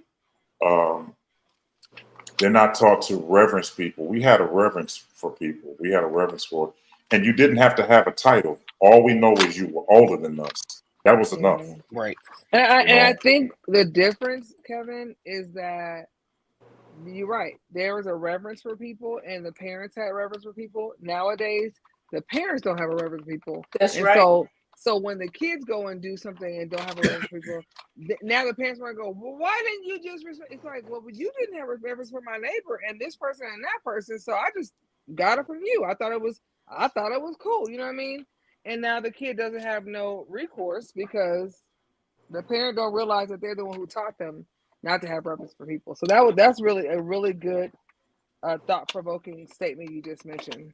In most cases, those parents tell the children, you don't have to listen to nobody. Absolutely, that's right. You don't have to, do that's this. Right. That's right. You don't have to do anything that you don't want to do. Absolutely. You know. So the only thing we're raising now is a bunch of video gamers and YouTube whatevers. Tracy, there was a man named Marcus Riggins. Whatevers. His name was Marcus Riggins. Marcus Riggins was an ex-convict that used to go around to schools in the county basically he was scared straight before scared. He was scared straight before scared straight was invented. This man was like 6'4". He was. I mean, I think he had bricks for muscles. He had bricks for muscles, like for real. He was scary because every time he came to different schools, he brought at least 5 to 10 inmates. These are prisoners that were currently at the time, they were in jail. He gave them a pass to get outside and they would go to schools and they would scare the crap out of us. So one day I was going to Terrence's house, but I was stopping at a barbershop there before I got to Terrence's house. And I was going up this hill called Lafayette Hill. And I was walking up and this gold Mercedes pulled up next to me. And this man opened his window and said, "Hey, don't I know you?" I saw that dude's shoulder. I said, "No, you don't know nothing about me. You Stancil, right?" I said, "Yeah." "Lorraine is your mother?" "Yeah." "Get in the car, man." "What?" I said, "All right." I saw who he was, and I got in the car. The first question that man asked me was, "How's your mom?" I said, "My mom's good." He said, "You respecting her?" It's the first thing he said. He didn't say anything else. "You respecting her?" "Yes, sir." "She got to talk to you more than once?" "No, sir." "You doing good in school?" Yeah, I'm doing good." Tracy, I don't even know how he fit in this car. His shoulders were as wide as, I'm telling you, that man was huge. And he said, "Where you headed to?" I said, "I'm going to the barbershop." He was like, "Well, 18th Ave?" I said, "Yes, sir." Drove me over there. He said, "Before you get out the car, I want to tell you something." I said, "Yes, sir." He said, "Don't ever let your mama have to tell you something more than once." That's right. But grown folks aren't having these conversations with kids anymore. No. They're not. But I think it touches to something because it's not. I'm sorry, go ahead. Parents aren't as receptive to other people being absolutely. That's the issue. Kevin knows, Scott knows, I'm sure everybody that I can see in this group, I believe probably are part of the same circle. When I went to church, everybody was my mom and dad. Period. Yeah. Related in some way. It wasn't even about relationship. It was about position. Absolutely. That's what I'm saying. That's good. Kevin, I'm saying some names that you'll know. Everybody, these names may not mean anything, but you can remember Sister Lou Jean Smith, Sister Dora Turner. That's a couple names I'm putting out there. My mother would send me to whatever district meeting or whatever was going on, and she'd say, "Sister Lyons is in charge of you today." And that meant that I better, whatever that woman tells me to do, boy, you better do it just like it's me talking to you. Period. There was no ifs, ands, or buts. There was no discussion. There was no, I'm gonna tell my mother on you because you hollered at me. I wish I would have came home and told my mother that somebody hollered at me. Yeah. The first thing she said, "What did you gotten smacked? What was you doing? Yeah, what was you doing?" But that atmosphere is no longer there with that level of trust amongst, the congregants and the people. We don't trust each other like that. Well, and you had. I'm sorry. Go ahead. Sorry. Go ahead. Yeah. No, and a lot of us had children young. I had children at 20. I was just about to say that. Yeah. So you don't have it because there wasn't a longevity of that person being a parent. And I can't teach you what I don't know. I can't teach you what I don't know. Hold on, I can't teach you I don't know, and I can't teach you what I didn't obey with my own parent. Let's be very clear. Now, for me, my child, I had him at 22. He could not go to Spinaya Wright's house. Nope. I kept every law that my mom did for me, right? Because I didn't want the things that happened to me to happen to him, right? But that doesn't mean it's for everybody else that's moving forward. And so at the end of the day, everybody who is a parent is not listening to what their parent did, and they're doing their own thing. And of course, what I'm feeling like what's happening in this generation, these millennials think that they got it themselves. Forget the older generation. The Bible says, consider those who came before you. Right? Consider the things that happened before you and the people who came before you, because there's wisdom there. But nobody cares about what happened before you because we don't know. We ain't got it. We ain't been there, right? But yes, it may be a different situation, but it's the same situation. Like we can still tell you what is and what's not. You know what I mean? But nobody wants to do it. So you're absolutely right. It's all, Kevin. It's about the age. It's about wisdom. It's about not using wisdom when you heard it and not considering wisdom when you heard it. Tanya, I hear what you said. Kevin, by the way, you Kevin, this is your fault. You made me go down a rabbit hole. You mentioned Marcus Riggins. I started looking. You realize he's been gone 28 years? I did not know that. It's hard I to didn't know believe he had been. that long That's almost 30 years that man. 96. Yeah. I don't know. Dang. But Tanya, to your point, and I heard you, there's validity in what you're saying about age. But if we do the math on a lot of the people that we're talking about that raised us, they weren't that young. They weren't that old either. They were young mothers and young fathers too.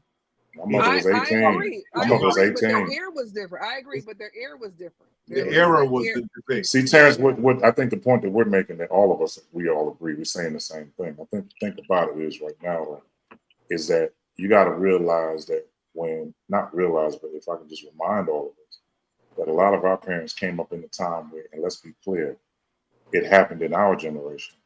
They didn't have social media bothering us. Exactly. That's true. They didn't have, Elon Musk and Donald Trump bothering us. We didn't have any of this. Or even a woman being considered for being president. They right. Exactly. No. Women the closest they had was Shirley Chisholm, and she never got the Democratic nod. So no. Yeah, but if you look at it, but if you pay attention to it, the bottom line is that we came up in the era. I saw somebody on social media, Darren, a guy from Wild 'N Out, he was talking about it. He said, everybody that I know that's black has that one scar on them. Everybody got it. And he said, you know what that's an indication of? We was all outside. Yep. See, you didn't have a lot of big folk back in them days. That's and true. if you were big, it was because you just didn't want to go out. But we had kids that was going out. They was running up and down the hills. Yep. They was playing tackle in the street. They was playing tag. They was playing hide and go seek with the girls. They was trying to hump the girls in the doorway and stuff. They was trying to. On a Saturday, the last place you was going to be was inside your mama house. No. And I'm going to tell you why. I'm going back in time a little bit. But I remember back on Saturdays, we were all outside. You woke up early Saturday morning. You got a bowl of cereal. You sat in front of the television. You watched Schoolhouse Rock. You turned around and watched Mighty Mouse. You watched Heckle and Jekyll. You watched all kind of stuff. Early enough. If you got up early. And then at 3 o'clock, you didn't see no kids on the street. You know why? Because we was watching a drive-in movie, which was a karate movie. Yeah. We were all inside. At 5 o'clock, that movie went off. Everybody put on karate shoes. Now all these black people know karate in the street. Right. And we was just walking around. But what happened when the street lights were on? Let me tell you something about that. Let's laugh real quick. I don't care how far you were from your house. If they wanted to have some real Olympics, watch these kids run back in the house when that light came on. You want to see some sprinters? You want to see some people jumping over cars and hurdles and stuff? Let that light come on. I guarantee you're going to see high jumps. You're going to see hurdle jumps. You're going to see sprints. You're going to see, there were some of us that would go 3 and 4 blocks away. We would see that it wasn't light yet. It would be amber. No light, babe. When it was amber, that's when the 10,000 meter run was starting. I'm trying to tell you, want to see some Olympics? Go in the inner city when that light coming on. You want to see people jumping? They were jumping over stuff, and and I mean, and when I lived in Brooklyn, we had stoops, and them stoops was not short; they were long. Yes, sir. Boy, I would jump 4 and 5 at one time. As long as I was on the front door landing right there, they call them landings in New York. As long as I was on that front landing, I was home free. One day I thought I was going to try it. There was a kid named Demetrius. He had a WWE ring. He had all the wrestlers. We was down there playing. And his mother said, not WWE. Yeah, right. It was WWF. And his mother said, Kevin, it's getting dark. I said, oh, I'm good. I'm all right. I think somebody knows now that when I said, yeah, I'm good, I'm not. I'm just trying. I'm trying to chance it.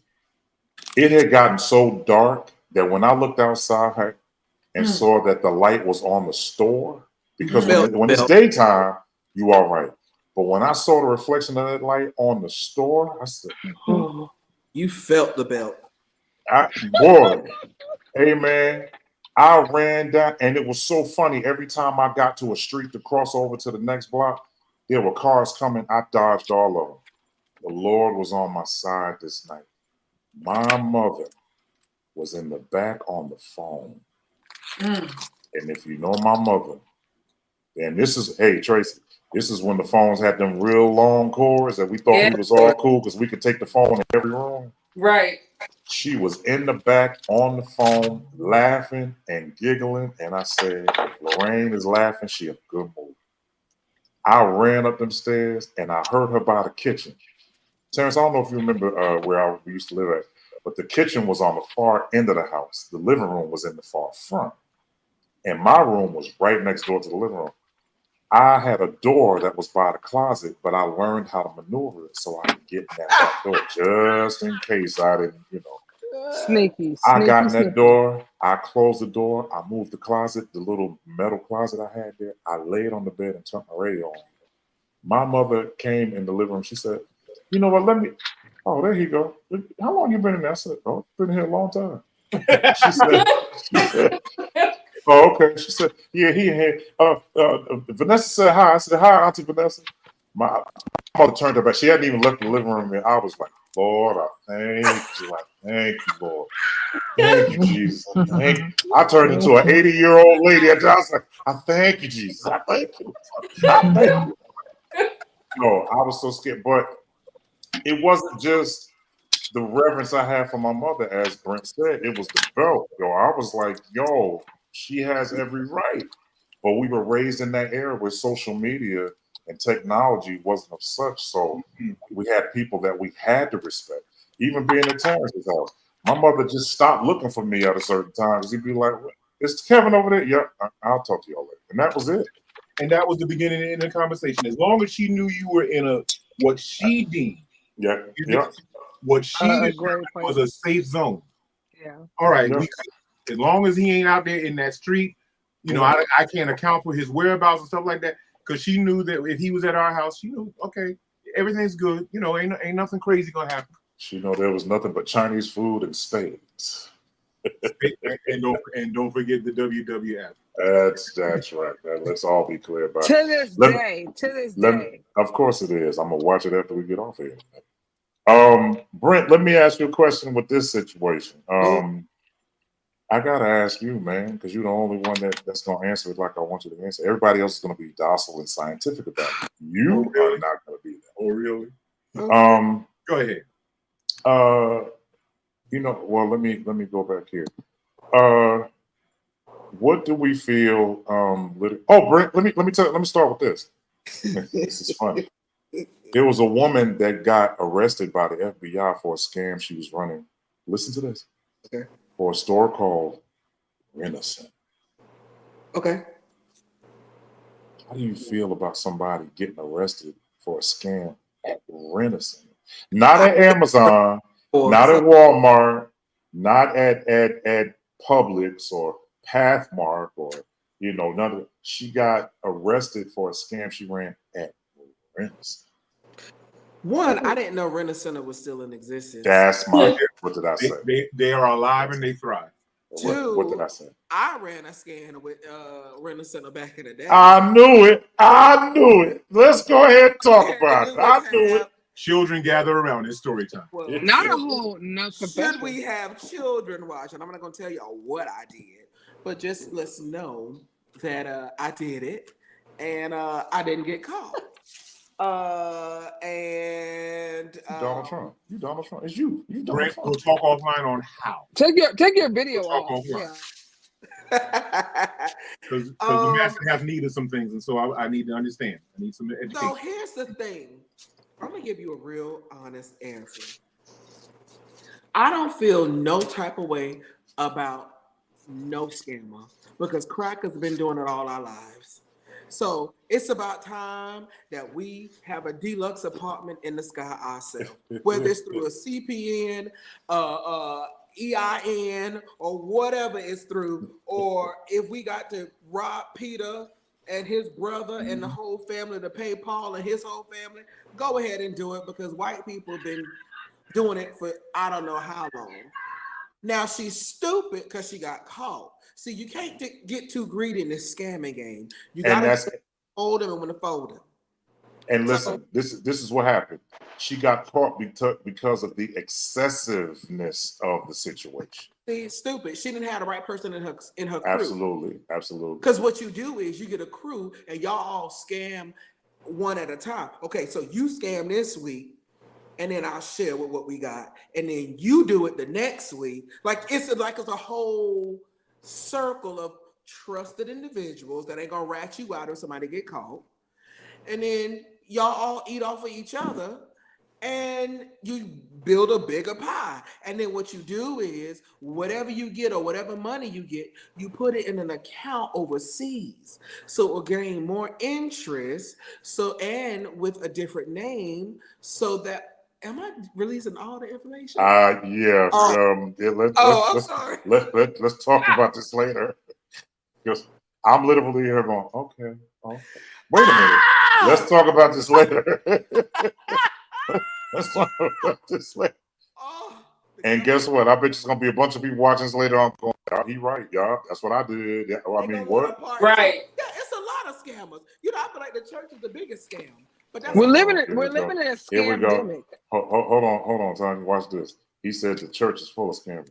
I was gonna ask you something about that, but since you on it, oh yeah, it's a lot of bishops and pastors and stuff like that that are scammers, and they covered up. They wash their money by saying they own property. You don't own no property. You don't have nothing in your name but a Social Security card. And so the thing about it is that I don't know. It's Tracy, I'm gonna ask you, what do you think of it? What do you I don't even know. I think you should have something to say about it because we're not definitely gonna let you be too quiet tonight. We're not gonna let you be too quiet tonight. You gonna talk tonight, Tracy. I'm talking. I gotta talk on what I know about though. I want to look. Well, not even so much just engaging in the crime. I'm also talking about how do you feel about the fact that somebody at an establishment like Renaissance got this? I just don't see. There was a guy that lived in Freeport, Long Island, that had gotten away with stealing cars. Got away with it. He got away with it. He went to a dealership and he stole a car a year. He had gotten like 4 cars that he was using like somebody else's identity. And again, at this time, technology wasn't where it is now. So, paper was a little bit harder to come by. So by the time they found your name, you could have already been way gone. But he kept doing it. Do you know this man went in there and told somebody else that he could get them a car? That's how he got caught. Yeah. That's how he got caught. He got caught showing off. That's exactly what happened. Right. That's exactly what happened. And I want to say this, Brent, because you mentioned this earlier. That's why a lot of pastors got caught. Y'all kept doing stuff with people who didn't have as much to lose as you. Well, that's exactly what happened. They get greedy too. That's true. They get greedy. But here it is. You get greedy and you still keep messing with people who don't have as much to lose as you do. So now you greedy, you go into this one. And then what ends up happening is that, and this word is so profound, I've been using it for the longest time, and it's the best word I can come up with. But a lot of times we have these problems because of manipulation. That's right. It's manipulation at the end of the day. And there's some of us who are smart enough to understand that you're trying to manipulate me, and I'm not going to play with you. So I either better walk away or something else going to happen. Because you're trying, against my will, you are trying to get me to do something that I know in my heart of hearts I do not want to do. Right. And you keep trying to make you do it because you are greedy. You can't keep draining the same pot either. Absolutely. That's how people get caught. If you keep going to the same, they get tired. You keep doing the same thing. Okay, so my current job, I work at Neiman Marcus. Right? Come on, new job. Thank you, Lord. I'll give the testimony at a later date. And do you not know in the security area, We have a wall, okay, a whole wall of colored pictures of people that cannot enter the store. If they enter the store, we are to automatically call the police because they have stole and they kept scamming us so many times. You dumb idiot. Don't come to just this store. Right. Like, spread it out if you're going to do it. You're stupid, Right. but that's good. So now, I pass by that wall every day. And so now, if you were to come in, like I look at these pictures, and unfortunately, there are more colors on there than Caucasian. Help us, Lord. Help us, Lord. You like my cousins is on here. Not real cousins, but my cousins is on here. I'm just like, you idiot. Like, Yeah. oh God. When in retail, they teach you that the average theft, the typical thief is an average, shoplifter is a middle-aged white woman. Sure it is. In retail. They teach you that. Surely. I just hate to see all these colors on the wall. I'm like, oh my God. Because we're gonna beat that average soon. Listen. we gonna beat the average soon. A nigga's gonna nig. You hear me? So Every time. Every time. You can set your watch to it. Right. So I'm just like, golly, because you got greedy. And that's the thing. If you're gonna do, first of all, how do you get caught by a renter center? I ain't heard of them since. So yeah, no. The 90s. You needed to get caught. You needed to be. Barely heard about them now. Because you're backpedaling. Because you dumb. Like, don't nobody even go there no more. Yeah. Grow up. There must be something magic in the special walls of Patterson because they're thriving. They have like 2 locations. Terrence, is that on Broadway The still last time. Say again? The one on Broadway is still there? Not Broadway, on where they are now Market is on Street. Corner of Market and Memorial Drive. Okay, all right. Yeah, I had to ask that question. The only time I used Rent a Center is when my mother did a viewing party for one of the movies that I was in at the Mountainside, where we actually gonna be Saturday. And she was like, I want to get a big screen TV, but I don't want to buy one. Now, this was back in 99, so of course, they were very expensive. She was like, you know what? We went to Rent a Center, they gave her the price, and she was like, they'll deliver it, they'll pick it up. I ain't got to worry about it, no problem. That's the one and only time I ever went in a Rent a Center. And then when I found out that people were doing that, I'm like, woo, that's a lot. Like, and the interest that you're paying, talk about scammers that were legal. Good Lord. Right. But I've been a customer over my life. I'll admit I have been. Me too. No, there's nothing wrong with it, but I'm like, that was legal scams. Tommy, go ahead. What were you going to say? No, I did a play in 2005 and I needed some furniture for like a nice bedroom. Not bedroom, but living room and bedroom too as well. And I said, let me go to Rent a Center, but they weren't in my price range because if you're doing a short rental, it's more than when you're doing it's very pricey. longer. Right, very pricey. And I was like, dang, I can't do it. And then I was getting ready to use like some people's houses. They were going to let us use it. They end up actually, Rent a Center ended up doing it as a donation, and I didn't have to pay for it at all. And I was like, well, thank God. And that's the only reason why I brought them up, because I was thinking, because they're $33. I didn't know it was for shorter rental, you had a longer, a bigger, debt to them. Yeah.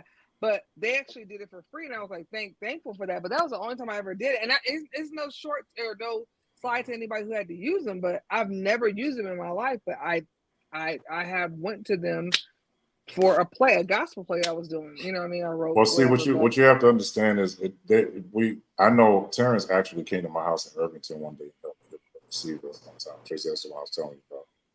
Terrence, you remember that we drove to Irvington, and I had like 10 speakers in my living room. And y'all from Rent a Center? No, they were not all from Rent a Center. I wasn't sure. No, I wasn't getting no 10 speakers from my uncle. My uncle was a DJ. And he had speakers and he gave them to me. So I was like, I'm gonna put it on the living room. And I had this big old giant, huge, enormous drum set in the middle of it. And sometimes we did it at that time because now you have to remember, you're going back to like the late 80s, early 90s. They were popular because technology at the time was like they have the latest stuff. We didn't have Walmart then. We didn't have all these other places.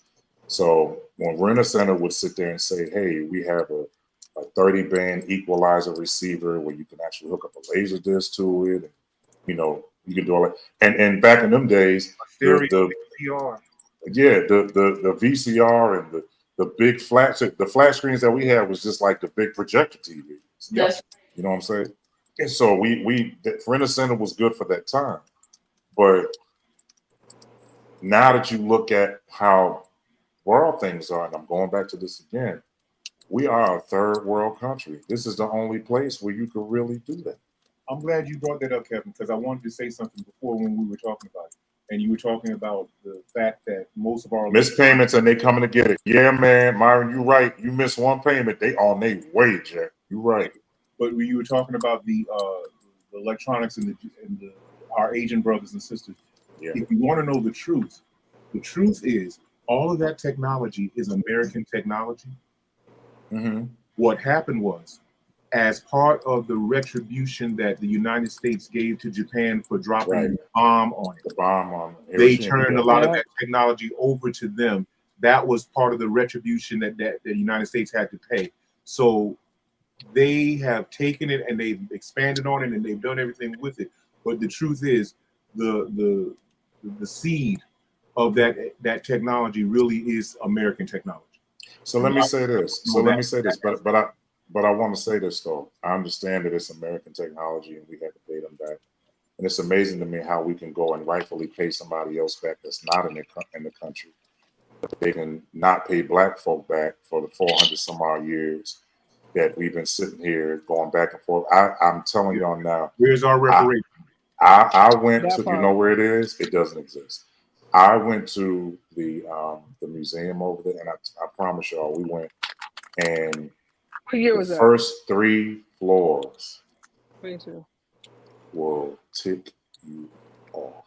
You're talking about in DC, the Yes, Yes. absolutely. The first 3 floors will tick The you, first and then floor pissed me off. the thing that The really first floor. hold on, the thing that really rubbed me the wrong way. The thing that rubbed me the wrong way was that there were mounds of white people. It was. And I'll be embarrassed. I kept saying, I know it wasn't all y'all. I get that. But there's just certain place. If I know that there is a Klan museum somewhere, 9 out of 10 times, you will never see me in the zip code. I ain't going.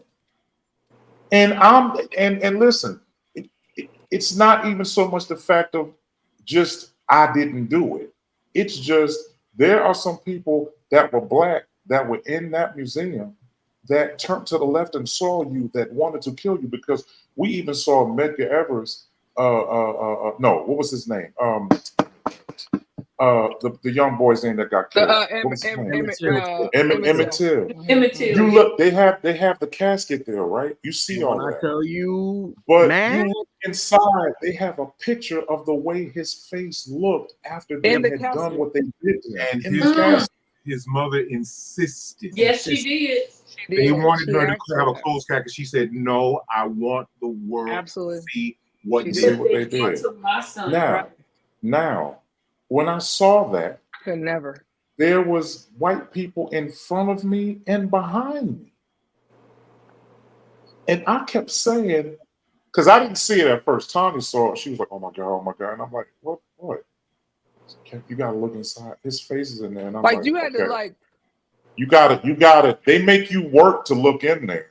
but truth be told, But that was when how the you- casket was when he died. If you looked at It was the picture, backwards. Yeah, it was backwards. But when you had the work to look in there, I'm telling you, they have the picture, and it's not a small picture.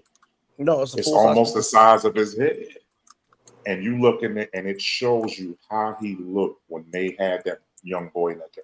And I was sitting there, and I kept saying, I'm looking at this tall white guy with glasses, him and his wife in front. And then I look behind me, and there's this other guy with a hat on. He got his family and these kids, badass white kids, and they're just literally. And I said, I don't even think. Now, I didn't make this building. I didn't make this museum. I had nothing to do with the design of it, nothing. But I'm like, I just don't think they should be able to come in here. Right. But I thought about something. When people build these buildings and they build these different kind of, establishments, they try to do damage control. So what do you think it would be like if we all went in there and white people were not allowed? And then we came out and we saw the first white cop. What you think we be fighting. It'd be a lot of fights. What you think we're gonna do? So I think the reason why they let them in is because we don't just do it as an equal opportunity establishment, but we want y'all to see what y'all did. And we beyond want y'all to continue right. to do this. But beyond wanting them to see it, we want the younger generations to not get a skewed reality of what actually happened, because there are a lot of people that do their best to water down our history, specifically as it relates to us.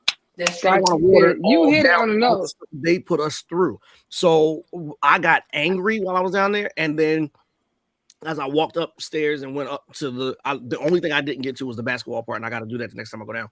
But I saw everything else, and just to see what we came out of, know where we rose to. Did you see how like the first 3 or 4? Well, it was the first 3 floors were about how they tried to keep us down, but then the next floor after that was like Oprah. And when I say, and they knew what they were doing. They knew what they were doing. Of course, it was designed intentionally, and I thank the Smithsonian for doing that, because they said they wanted you to go into the belly of the ship, and then see how people made it out of the ship and made it to the top of the world. I mean, ending with Obama was absolutely breathtaking, because it's like I saw for the last 6 hours, I walked through this place and I saw what my folks went through. But to know that I'm living in a generation where we're now respected, and we're respected in the highest office of the land. Right. They didn't want us here, but we got here on our own and we made it. And we not just an ounce of scandal while he was in. And not just one term, but 2 back to back. 2 terms. I didn't have to come back and try to do it again. I didn't have to leave.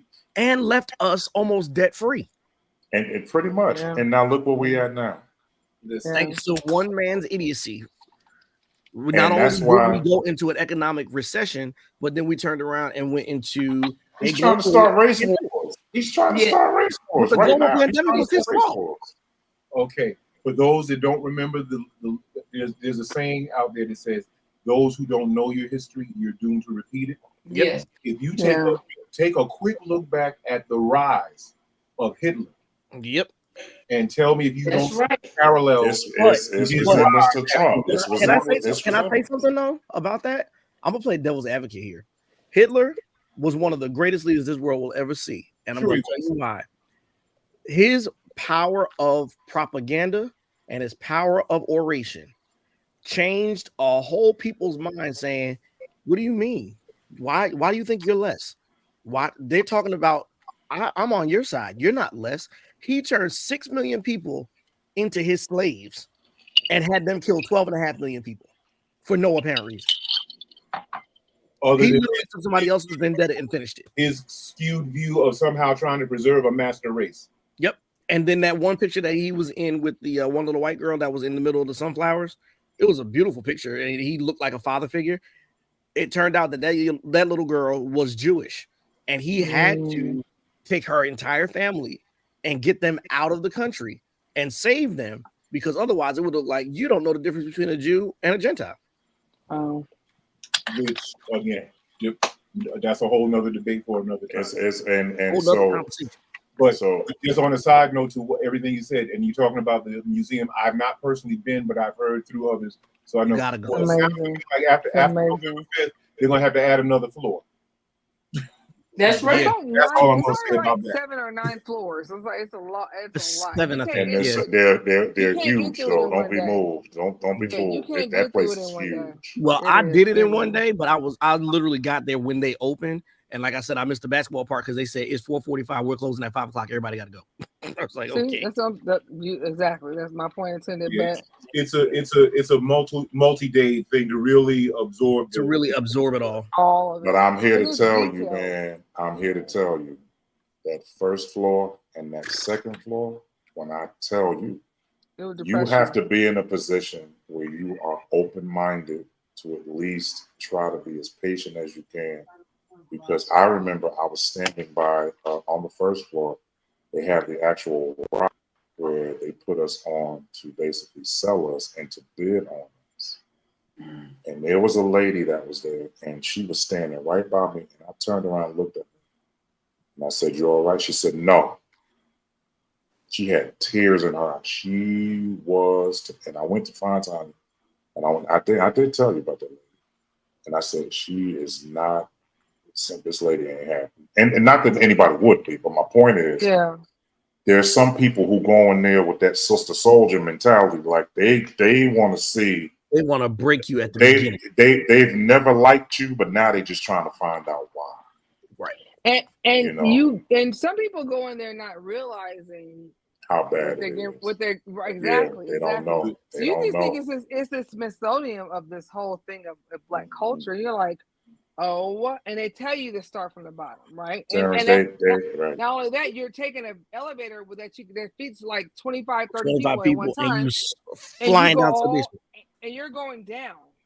And you're starting in a very dark area. And you get to a place where, before you even see the slaves, where they actually took the book of Exodus out, where the slave owners took the book of Exodus out. Using that scripture as their justification for slavery. Passage through the middle passage. That we would not realize that we can exit from this thing, right? And so, and then you're so beeline to what you're looking at. Yeah. That you don't realize there's a white person here and a white person, and I'm not blaming these white because they weren't there, right? But you're like, how the hell are you here? Like, how are you even able to even watch it? You know, so it becomes like me and Kevin we were at one point, we went to the second floor right there by Emmett Till, and we saw a rock or a stone where the slaves had to stand on to be sold, and it was like, you watching this too, and you okay? Like, it's like, how do you? That young lady was so upset. Like, I wanted to take her by her shoulders and move her because I really felt like she was going to wait for the next available white person. Yeah. And she didn't look like she was scared. She like she from somebody, and if she was from DC, that's even worse. Yeah. Right. So, Terrence, if there's one, I don't want to give it all away, but there's one floor where they had nothing but Klan paraphernalia. Yep. Again, I'm very aware of the right. No. But to walk through it, they had to. Yeah. You felt that area, brother. Let me tell you this. You haven't felt that area. When they were sitting there, Tanya literally said, "Let's go." Because I'm looking. I stood in front of this Klan hood. I couldn't have done it. And I just literally sat there and I stared at it. And as soon as I turned to the right, there was this tall white guy again. Mm-hmm. And I was like, I want to kill you. Like, for real. Listen, I know for a fact that what they're talking about happened hundreds of years ago or 20, 50 years ago. I get that. But I really want to hurt you, bro. What would you feel like if we took your women in the back and raped them and made them work and hit them with whips that had glass on the end of it, and then laugh and say, we'll hang them out to dry. We'll go get some more. What if we did that? And it's happening today because it happened to Sonia last week. Sonia, whatever her name, Massey. Yeah. He did Sandra Bland too. And then laughed. But all he said was, "I rebuke you in the name of Jesus." That's all she said with nothing in her hands. And so that's the part that makes you very sad. I'm not saying that people who live today who are white should get that reprimanded, but I understand what you feel like. And I'm like, God, like, what are we supposed to do? Like, so that's why. This is what.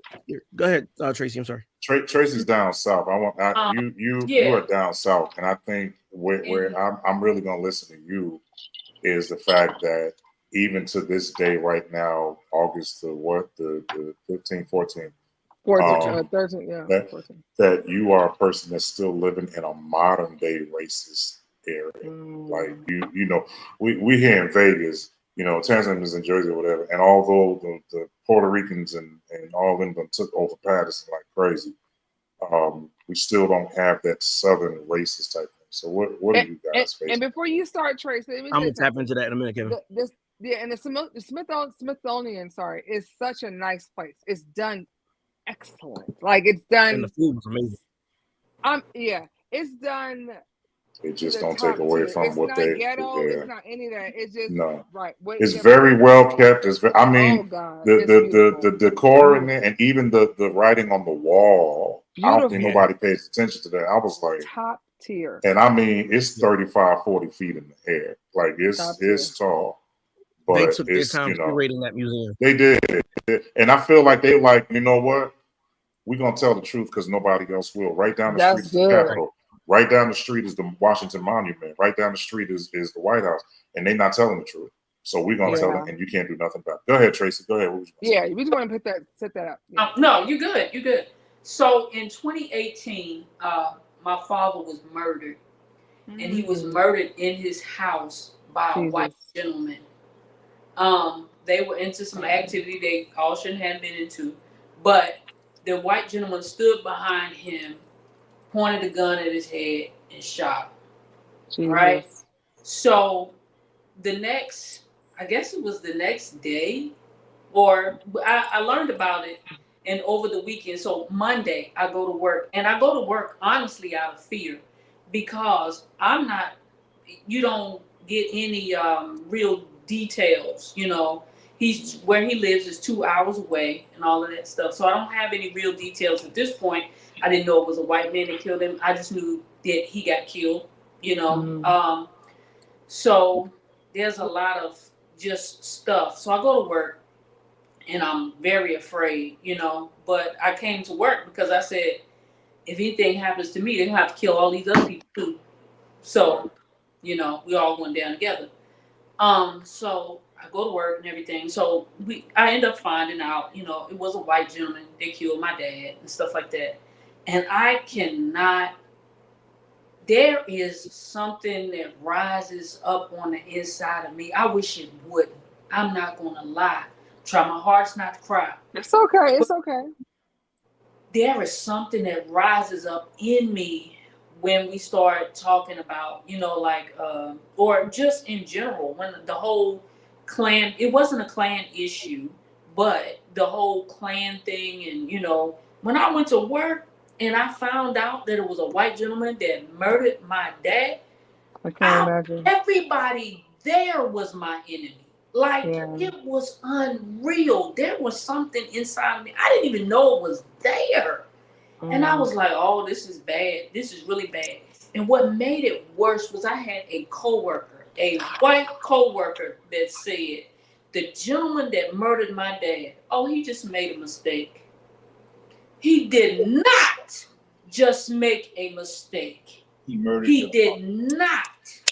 He murdered him in cold Off blood. camera, offline, I'll tell you the rest. But he did not just make a mistake. Yeah. It was not just a mistake. My father's life was taken. Yeah. And it was just no big deal. Yeah. He's just another dead nigga. Is that okay? No, it's not. And that white man was still standing after he finished saying that. Listen, it takes all that I have. There are I days believe it. when I just have to walk around outside. I just get up and I just go walking. And I come back and I say, okay, I have to remember that everybody didn't do this. Right. Everybody Right. That's the part did that's not hard. play a part in it. Everybody didn't. Yeah. And I gotta try to keep that in my mind. The guy that murdered my father, his mother was there at the trial. And I think it was after they did the body cam, because they do a body cam, and my mom kept telling me, she said, do not look up. And so the lady tells you, you know, the people, the authorities, they say you can either sit here or you can leave, or if it gets too overwhelming and you have to leave, you can just leave. It's okay. And I said, all right, you know, I said, I want to stay. because my dad's on camera. That's all I have left. So I sit there and I hold my head down. My mom's like, "Don't look up," but of course I'm like sneaking and looking up. So I Of have this course. vague memory of my father just sitting on the couch, and the guy that shot my father, his mother comes out, and she hugs me and she tells me how sorry she is. Oh But wow. she doesn't, she, in her mind, she doesn't think that her son did that. Although that there's testimony. Now, everybody that testified on my father's behalf, before they would even open their mouth, they would say, "I want to testify, but this man said that he'll have me killed if I talk." You know what the judge did? Exactly what you did. He was like, Wow. I don't care. So talk. If you're gonna talk, talk. Type of deal. And I was like, man, it was absolutely crazy to go through. To sit in court and they got all of this evidence and stuff, and this lady had a bag in a manila like folder, and she's rattling. You can hear it rattle. And they said, this is exhibit whatever it is, and do you know what's in there? And she said, I think I do. Blah blah blah blah blah. And it was the bullets from my dad's head, Jesus. and I hear them rattling. That's a lot. Tracy, that's a lot. Mm-hmm. That's a And lot to go you through. definitely have our condolences. Like seriously, I'm sorry that happened. I would No, have never thought that. yeah, and But And can I I can, think say and I can. that you are a crazy. strong woman You to are be able to very strong. sit through that? Because I know people that have been in situations that were far less than that.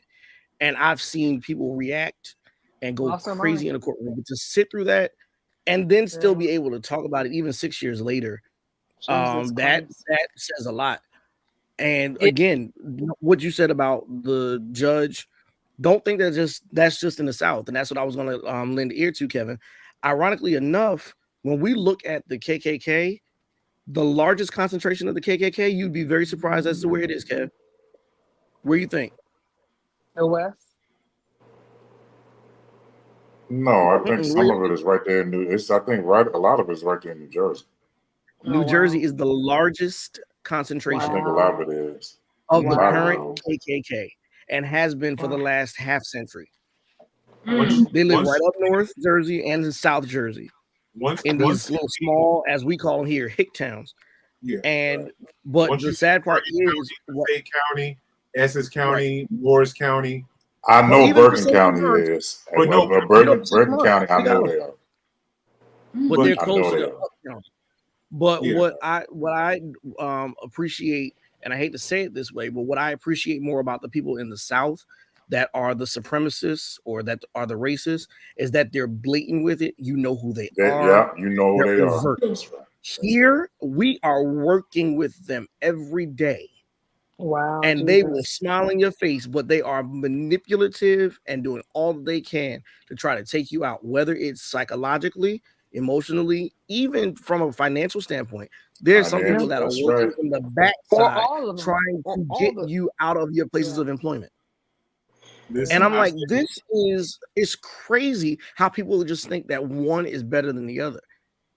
I I've don't told this understand. I've told this to people on many occasions. I said the truth is with a lot of this, they will pat you on your back, and you think they're giving you a pat on the back for a good job. They're just patting you on your back to find the best spot to stick the knife. that's right. That's the Yep. truth.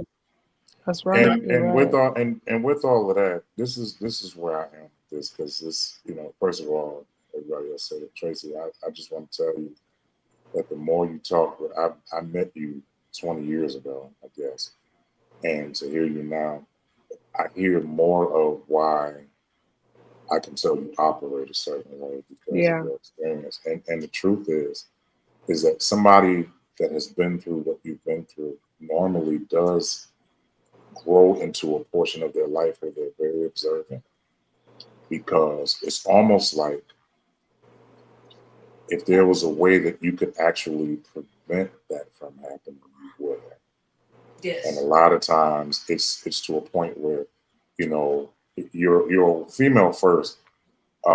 You guys are nurturers, I understand that, but you're also people who can see what men can't see because we're so busy trying to be men that we're not looking at, Yeah.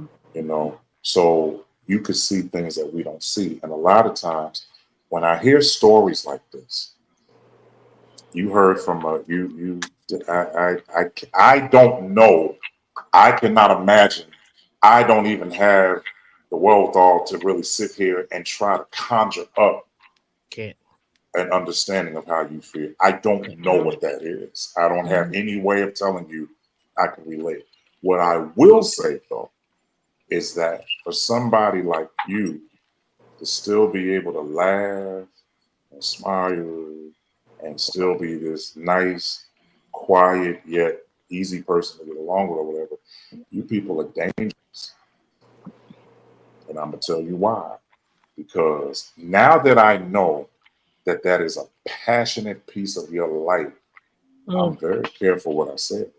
See, you see, and let me go to this 1 second. That's why the church gets on my nerves because we think because we're in the same building, we can do and say and talk and deal with each other. In your, you don't know my story. You really don't know. You don't know my story. You don't really know what it takes for me to get up and not hate you today.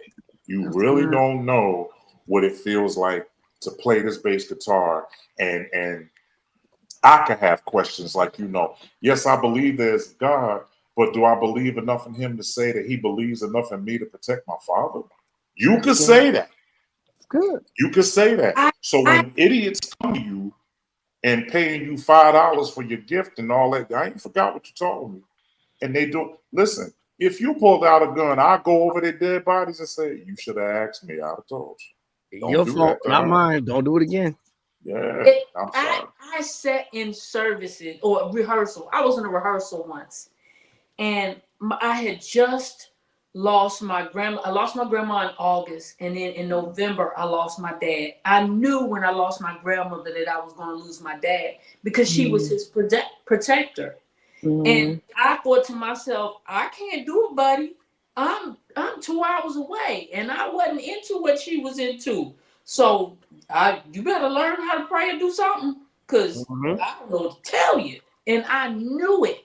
And 2 months later, oh, not 2 months, but some months later, he was gone. So I was like, okay, here we are.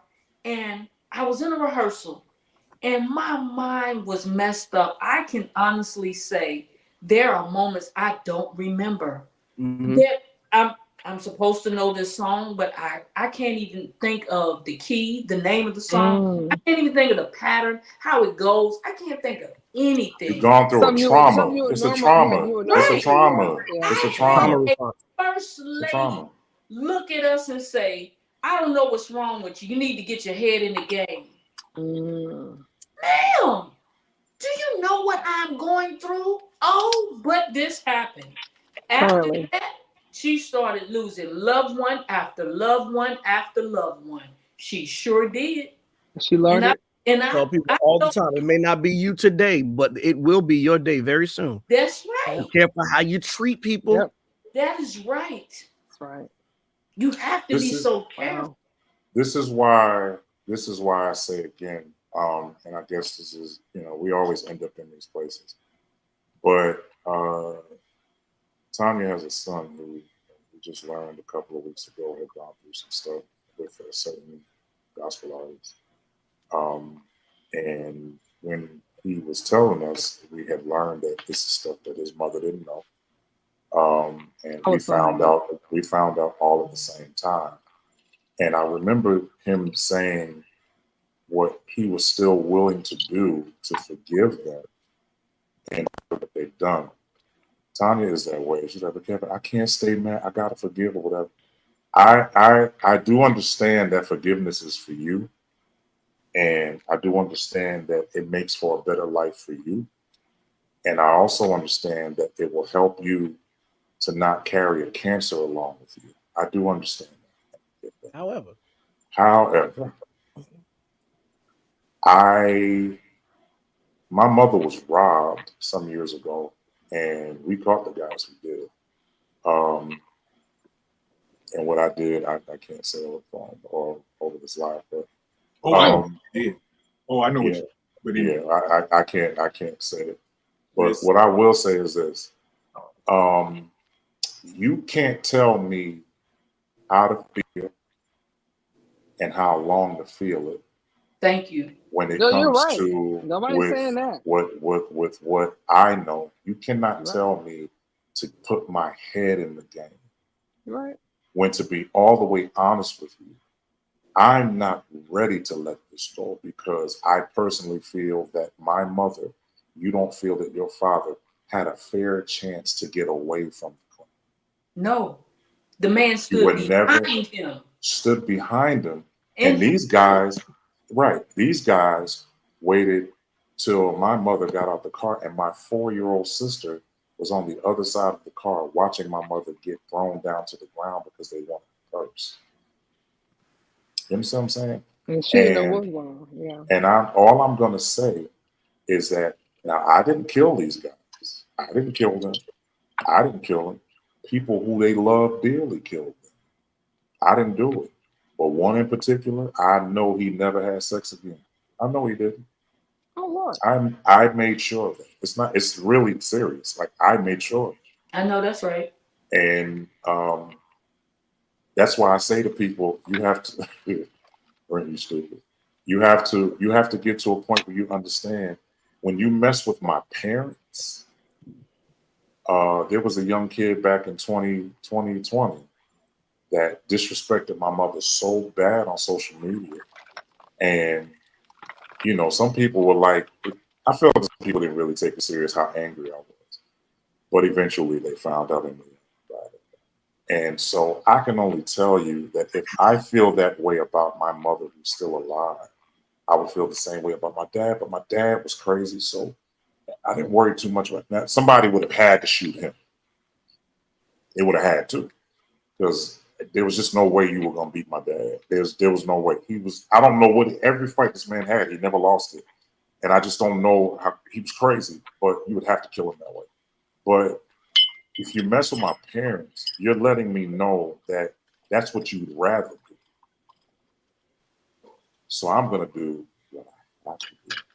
And if my pain and trauma can somewhat be released by making sure you never have an opportunity to do that again, then I'll do what I need to do. So I just think that honestly, again, your strength and your character towards the situation, none of us, had we not got on this topic, we would have never known that you went through that.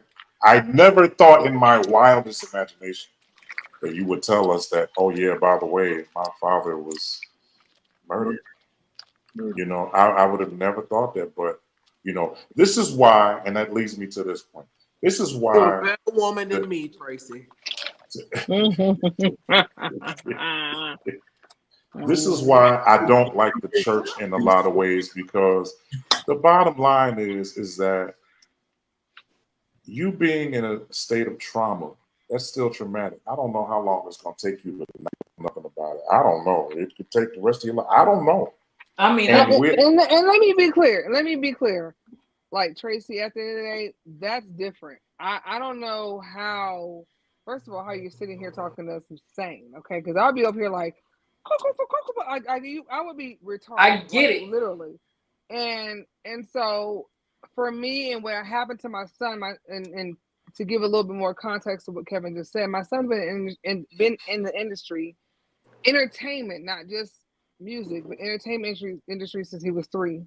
Got signed to Sony RCA when he was 12, and there were some things that happened after that, and that really pissed me off, right, as a parent, right? And no, there was nobody who passed away. It wasn't anything, but it was still my child. It was my only child, my only begotten son, right?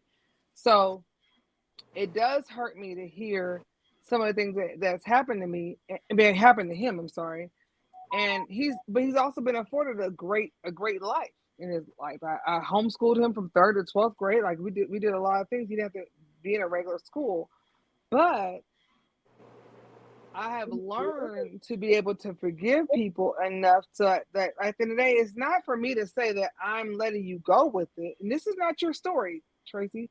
It's not the same story.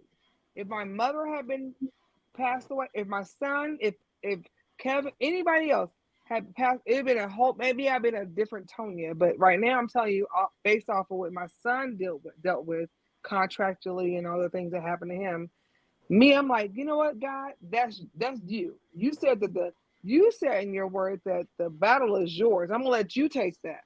And I see it, and I've experienced it. And not all the time do we get to see what the Lord does to the people who've done things wrong to us. And sometimes I just want to sit back and watch it. Give me all the series. I'll watch all the episodes and all the all the series to it. But if you don't give me that, that's fine. But I believe that you're going to do what you're going to do to the people who did him wrong.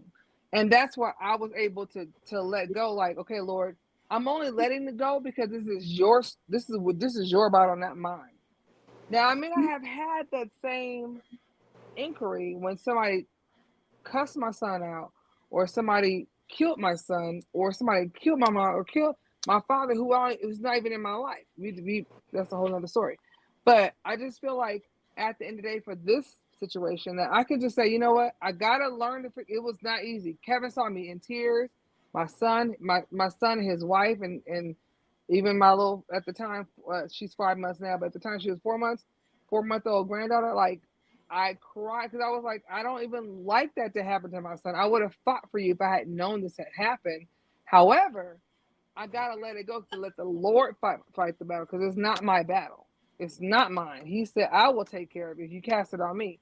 And that's all I could do, because it's not my battle.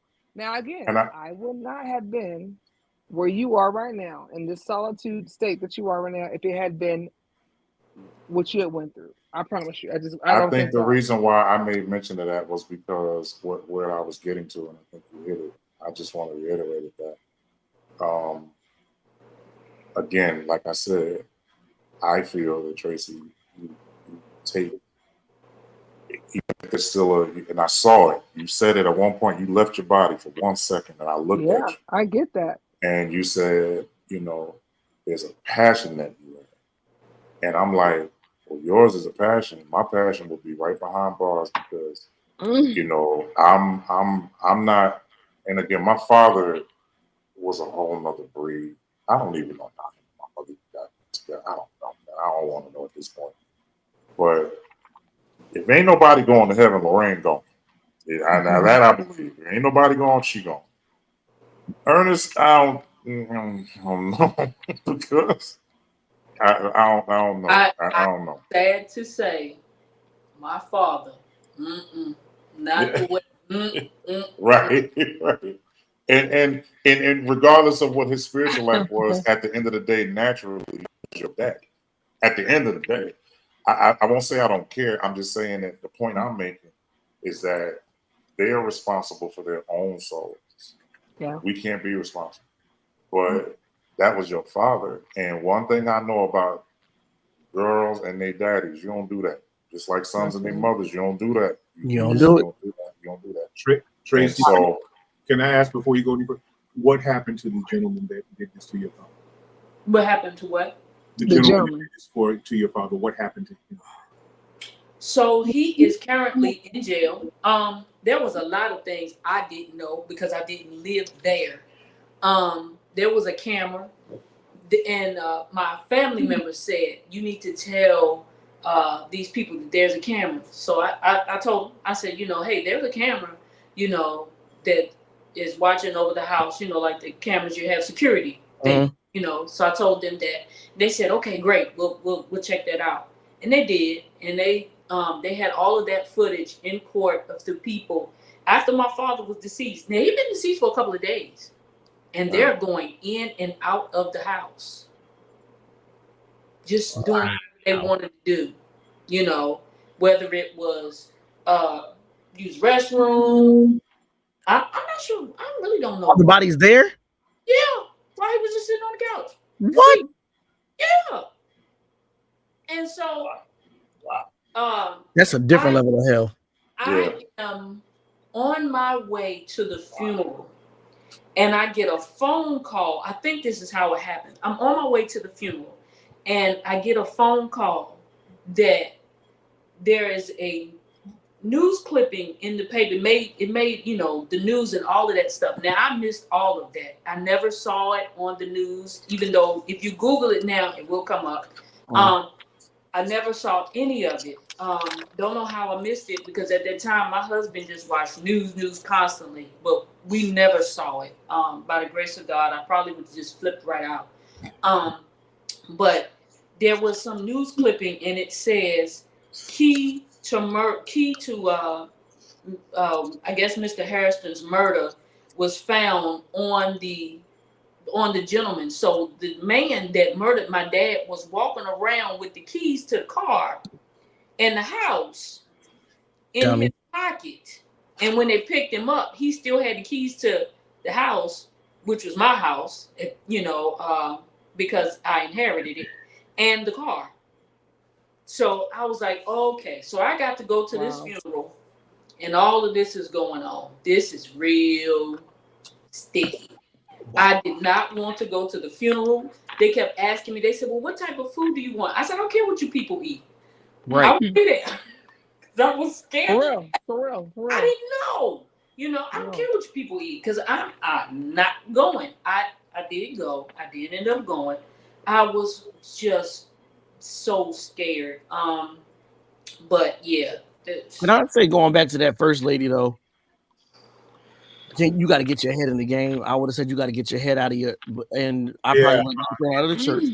But my thing is, and for anybody that's watching, this is why we as the church have to be super sensitive to the people that come in. I've seen people, old and young alike, that will, because somebody doesn't look like you, because they don't smell like you, because they don't dress like you, you automatically pass judgment. I mean, I've had choir members that I thought were cuckoo for Cocoa Puffs, only to find out that they were a little bit cuckoo, but as much as they were cuckoo, they were serious about what they do, and got heart of pure gold. You got to be real careful. And I mean, you always hear it, that you never know, you could be entertaining an angel. But simultaneously, you also got to understand that our witness is that's really where the witness is, because it's like, you don't look right, something ain't right. Is everything okay? Or you're not yourself today. Are you okay? Not what's wrong with y'all? Y'all ain't singing. And like I said, we've all been down that road. But when you really are tapped in, you will get convicted. Like, what's not the way I deal with people? Scott, the church is one of the most disrespectful institutions known to man. And that's because we're disrespectful people. And if you really want to talk about abuse, the church is full of it. Verbal abuse. I've heard choir directors talk so loose-lipped to people. Yep. And I want to say something, that the reality of it is that what you must understand is that you shouldn't talk to paid staff disrespectfully. But you should double your sensitivity when it comes to unpaid volunteers. Yep. And the choir does not get paid, so for them to show up is a blessing to the church. Yep. I don't care how good your ministry is. Wait, Kevin, go. You just said this today. Go above that. I'm not contracted to be here. Right. I got a better one for you, Kevin. It's not even with the church choirs, community choirs alike. But my listen, recording that's what I'm saying. They are not paid singers. Y'all are not contracted. For the recording, and Eldon was at a number of the rehearsals, he could tell you. Normally, I'm that one. I'm always on 1,000. When it comes to prep and all, I'll be on 1,000. But when I'm looking at these choir members, I'm like, y'all coming out on Sunday afternoon to rehearse with me, to prepare for a recording that God gave me of music and songs that are either mine or friends of mine, to put this all together. You didn't have to be here. And literally everybody that sang with me has sang with me before. They were like, yo, you were mad chill through this whole thing. I said, because maturity says you don't have to be here. Maturity says people don't have to come to this recording. Maturity says I could do all this planning and get to the night of the recording and nobody show up.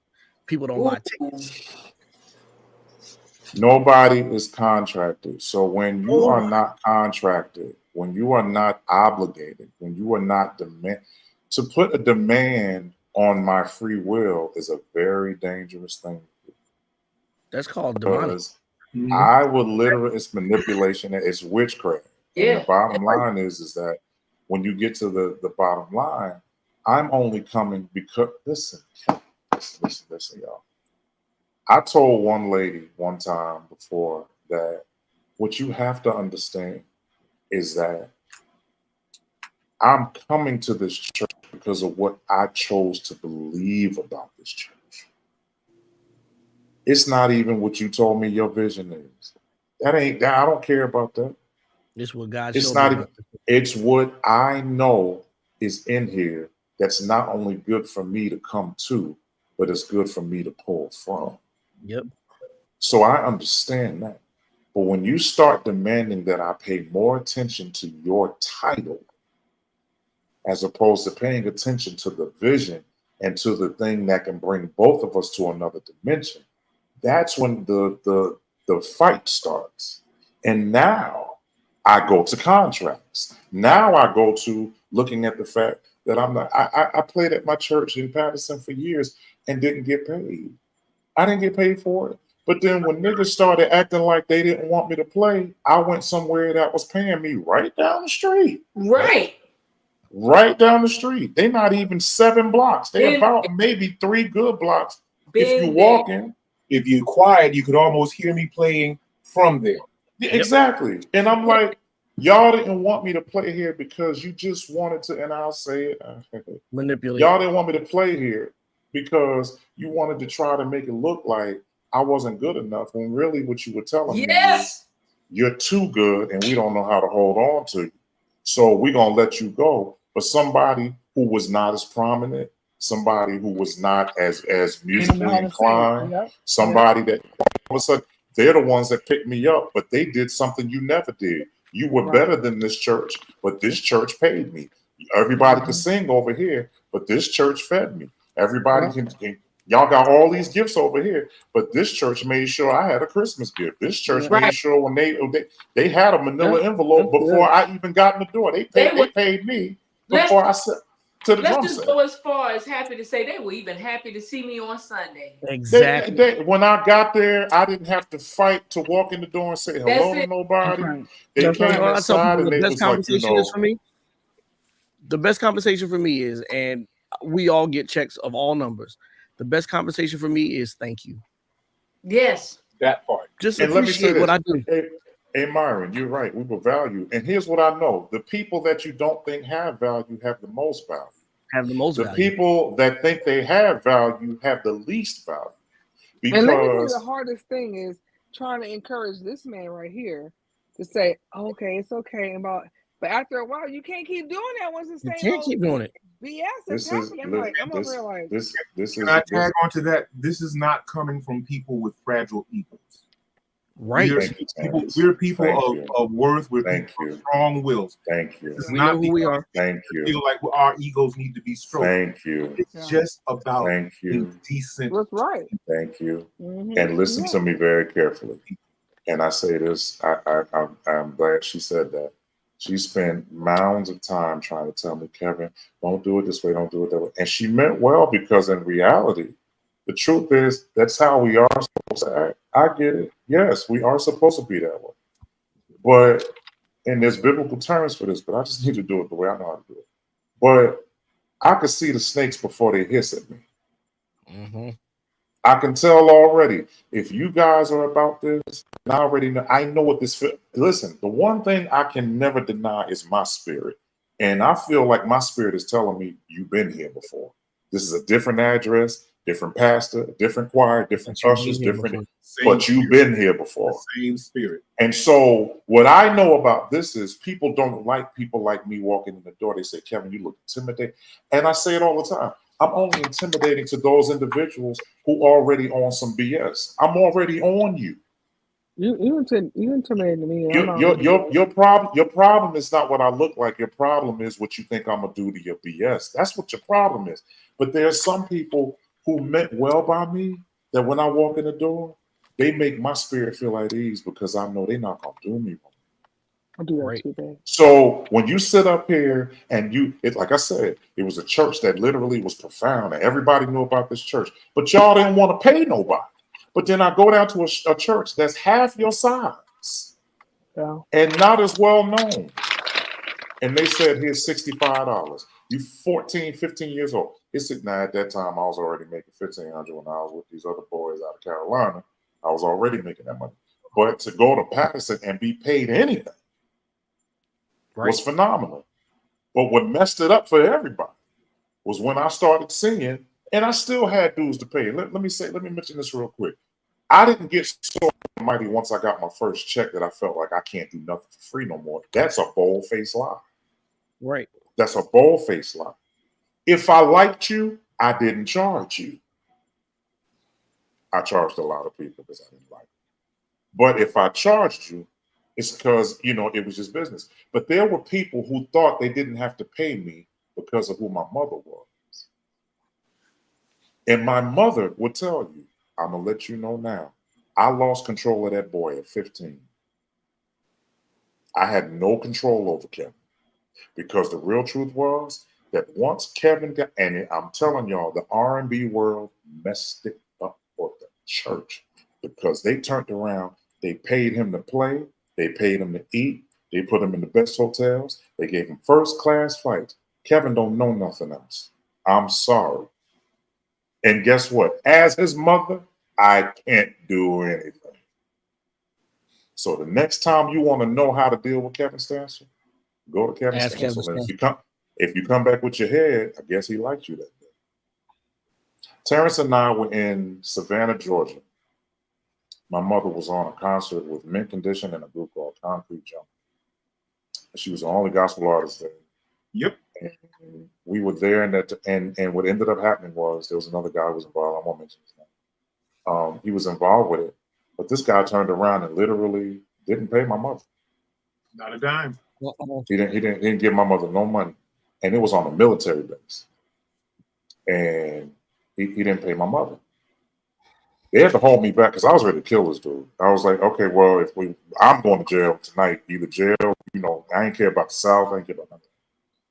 And I'll never forget, my mother came home, and we got back. Terrence went home. We came home, and I went in the room, and my mother was smiling. Now I'm like, okay, either you on drugs or you get ready to stab somebody. I don't know what's going on with you, but this man didn't do right. And this is one lesson I learned. I'm getting ready to tell my mother this Saturday. This is one lesson I learned from her. She said, Kevin, I'm gonna tell you one thing, and I want you to hear me. Turn that TV down. Living room, turn the TV down. Like stood in the doorway. She said, God will restore. And that's all I'm telling you.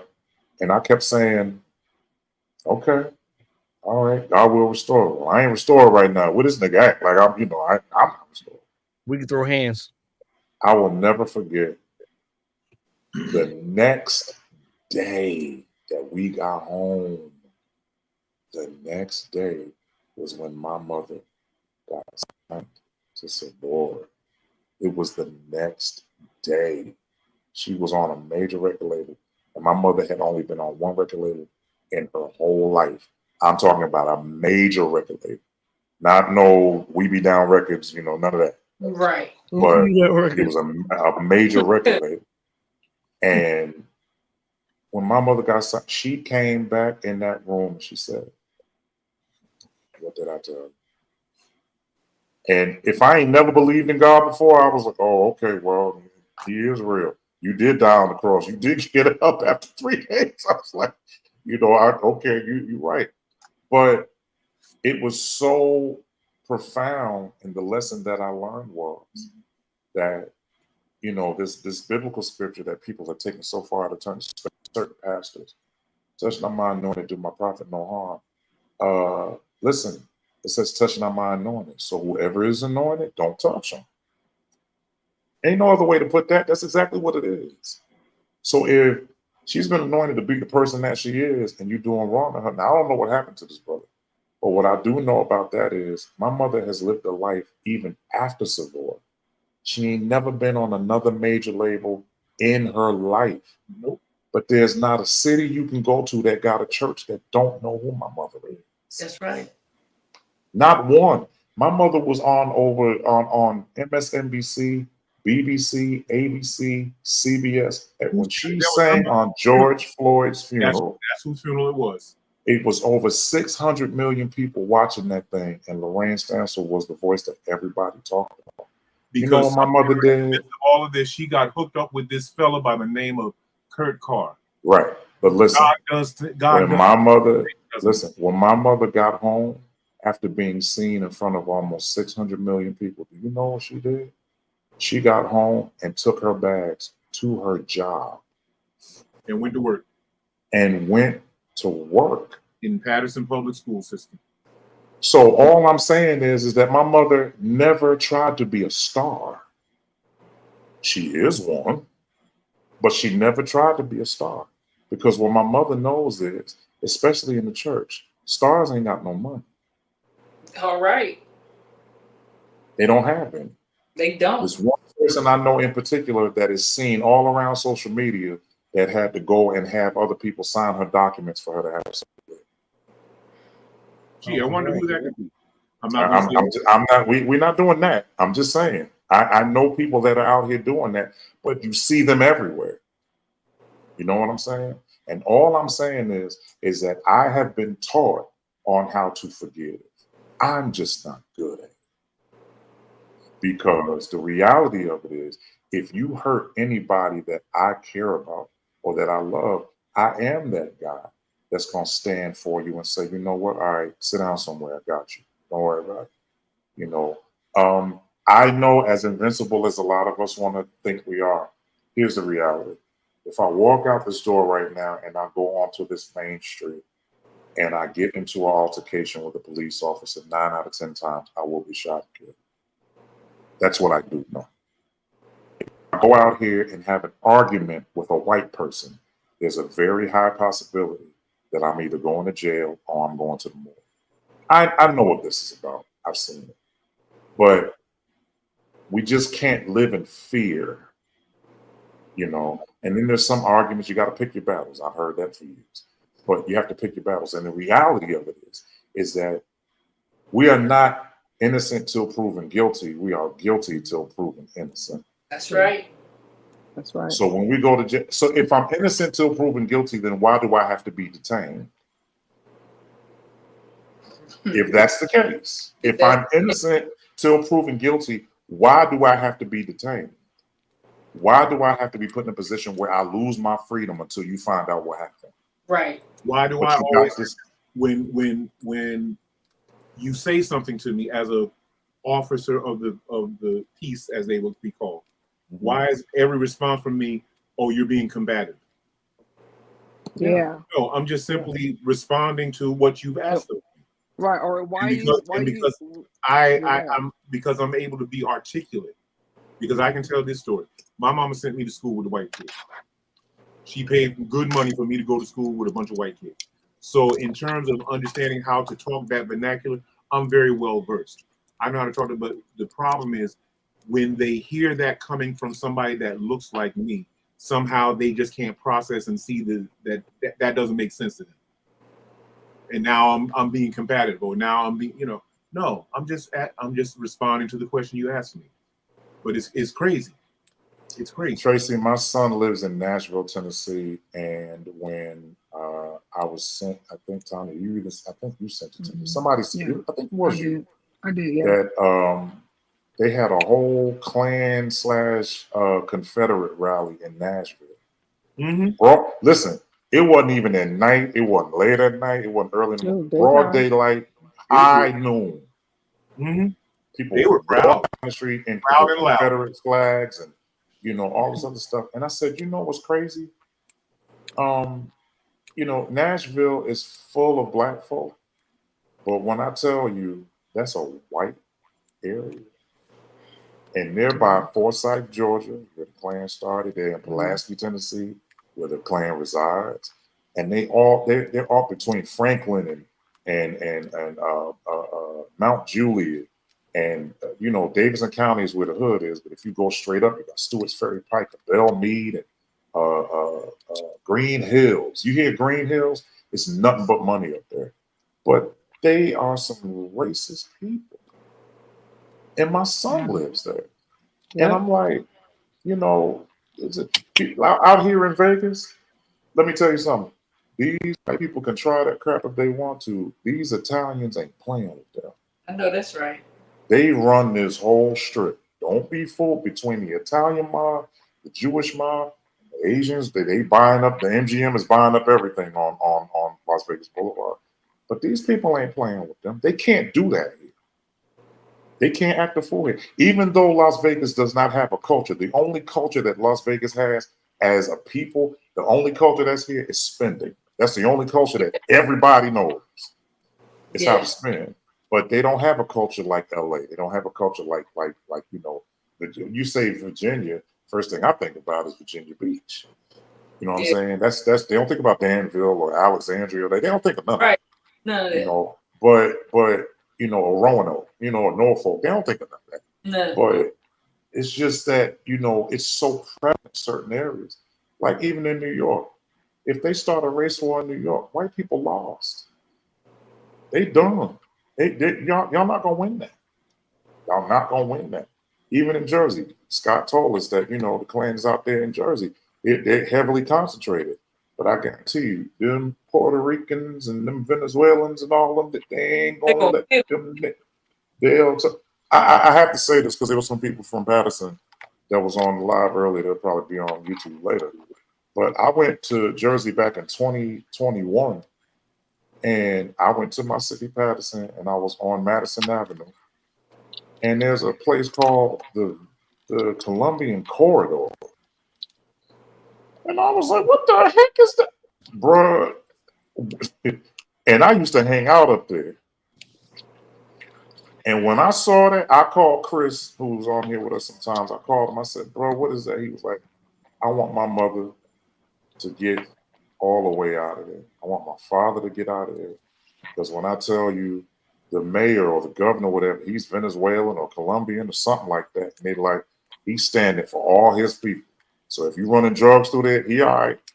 Oh Lord. Yeah. When I was hanging out in Jersey back in 2011, I did not know that the MS-13s had saturated over there like they did. It's bad. It's bad, MS-13 bad. is horrible. Between Patterson and And St. that's the worst gang. They are, and they all in Patterson. I saw a graffiti thing of it on the wall out there. I was like, "Oh, okay, y'all here too. All right, Yeah, well, MS-13 makes the Crips and the Bloods look like little punks on the playground. they look. Mm. I mean, they look like flower girls compared to these fools, Wow. and it's Crazy. bad. But that's just where I come from. That's where we come from. So we had to be hard. We had to, because that's just that was what we were around. East Side's movie Lean on Me was watered down. It was not. They didn't tell the real story. They just told you what was able to be played without being uncensored. But it was Patterson was bad. In my church, literally that I grew up and I was born in, Right that church behind. is literally right around the corner from it. It's behind them. It's a block away. Our It's church, literally. I mean, if you go through the back, it's right across the street. Right. exactly. You And know, but and for those that don't know, when you see the movie, in the very beginning of the movie, they show a building that's supposed to represent East Side back in the 60s. That is actually public school number 15. It is just on the other side of the football field. it's by the tracks. That's not the school. Yeah. That's not the school. Yeah. Now the rest of the movie, It was at East Side, East right? Side, that is the real East Side. That's That's not the real one. But if that's you not want to a- see a true representation of the undercover or an underlying workings of New Jersey, 3 good movies to watch. American Gangster, when you talk about the story of Frank Lucas. Mhm. Donnie Brasco, who talks about this is a guy, he worked for the FBI. He was an informant that was undercover in the mob. Oh wow. And literally, it's based on a true story. He literally infiltrated the mob for over 20 years. And what happened was, with him being a part of it, though he was a cop, he infiltrated and dude started to act like them.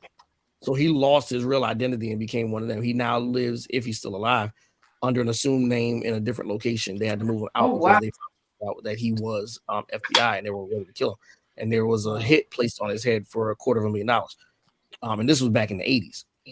And then the Good Show, while everybody laughed about it, The Sopranos.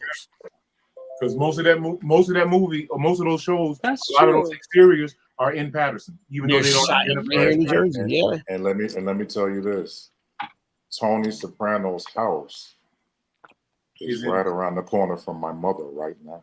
Yep. Right in Wayne. Literally. It's in Caldwell, right? Am I correct? No, it's in No, Wayne, bro. it's in Wayne. It's in Wayne. It's around the corner from my mother's house. Literally. Like you have to, if you're going the other way to come down the street off of Hamburg Turnpike, it's on the other side, like literally.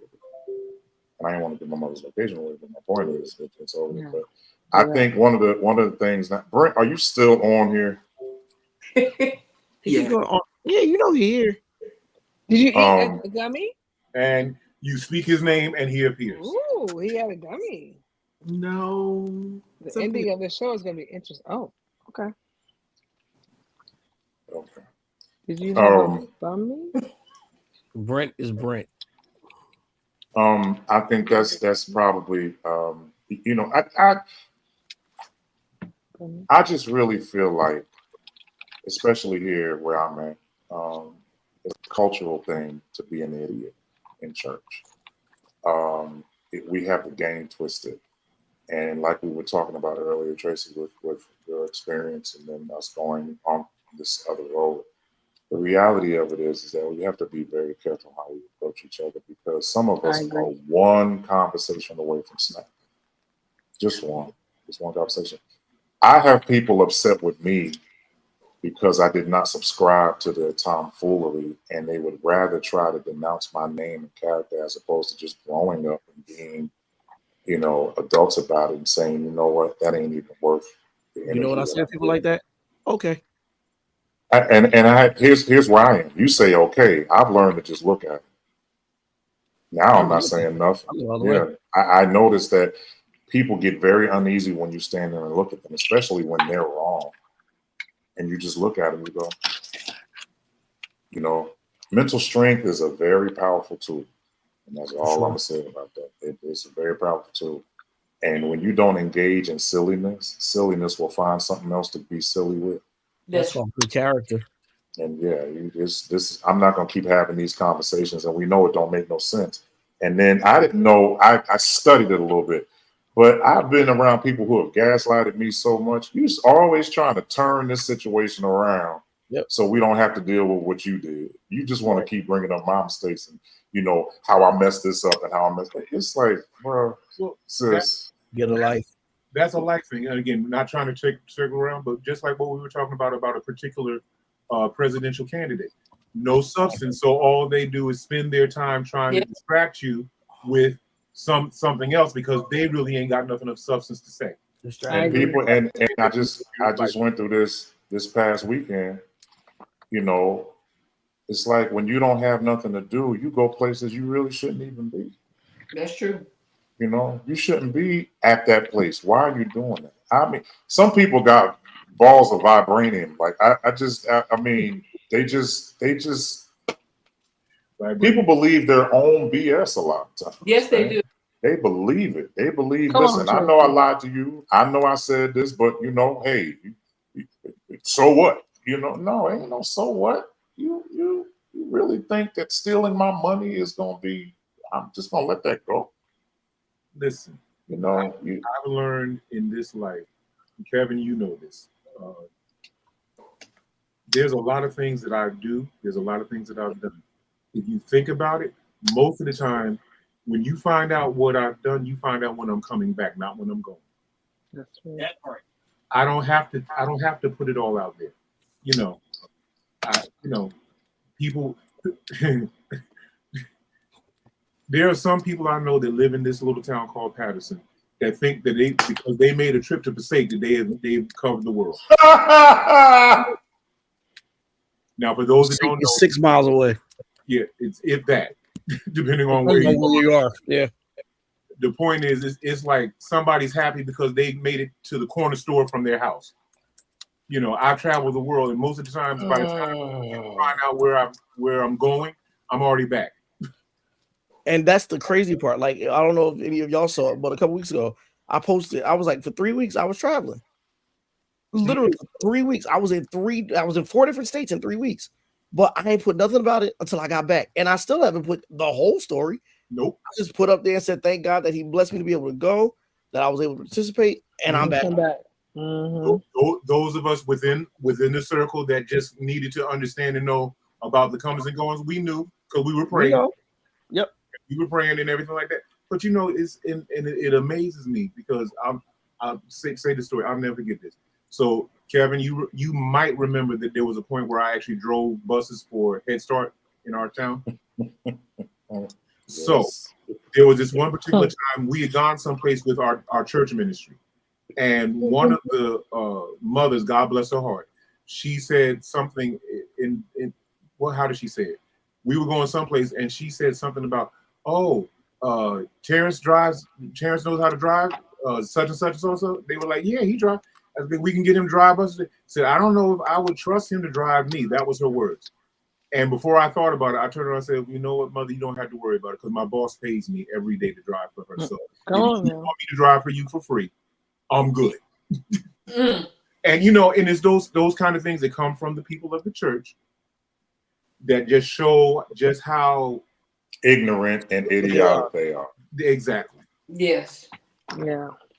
And you know where I had to grow up, and I don't mind saying it, I had to grow up. I had to stop arguing with people who didn't have education. Who didn't have what? Education. Education. And it's not meaning education with degrees, but just ignorant people. Not just ignorant people. I never mention degrees when I'm talking about that. No, ignorant people. Literally ignorant people.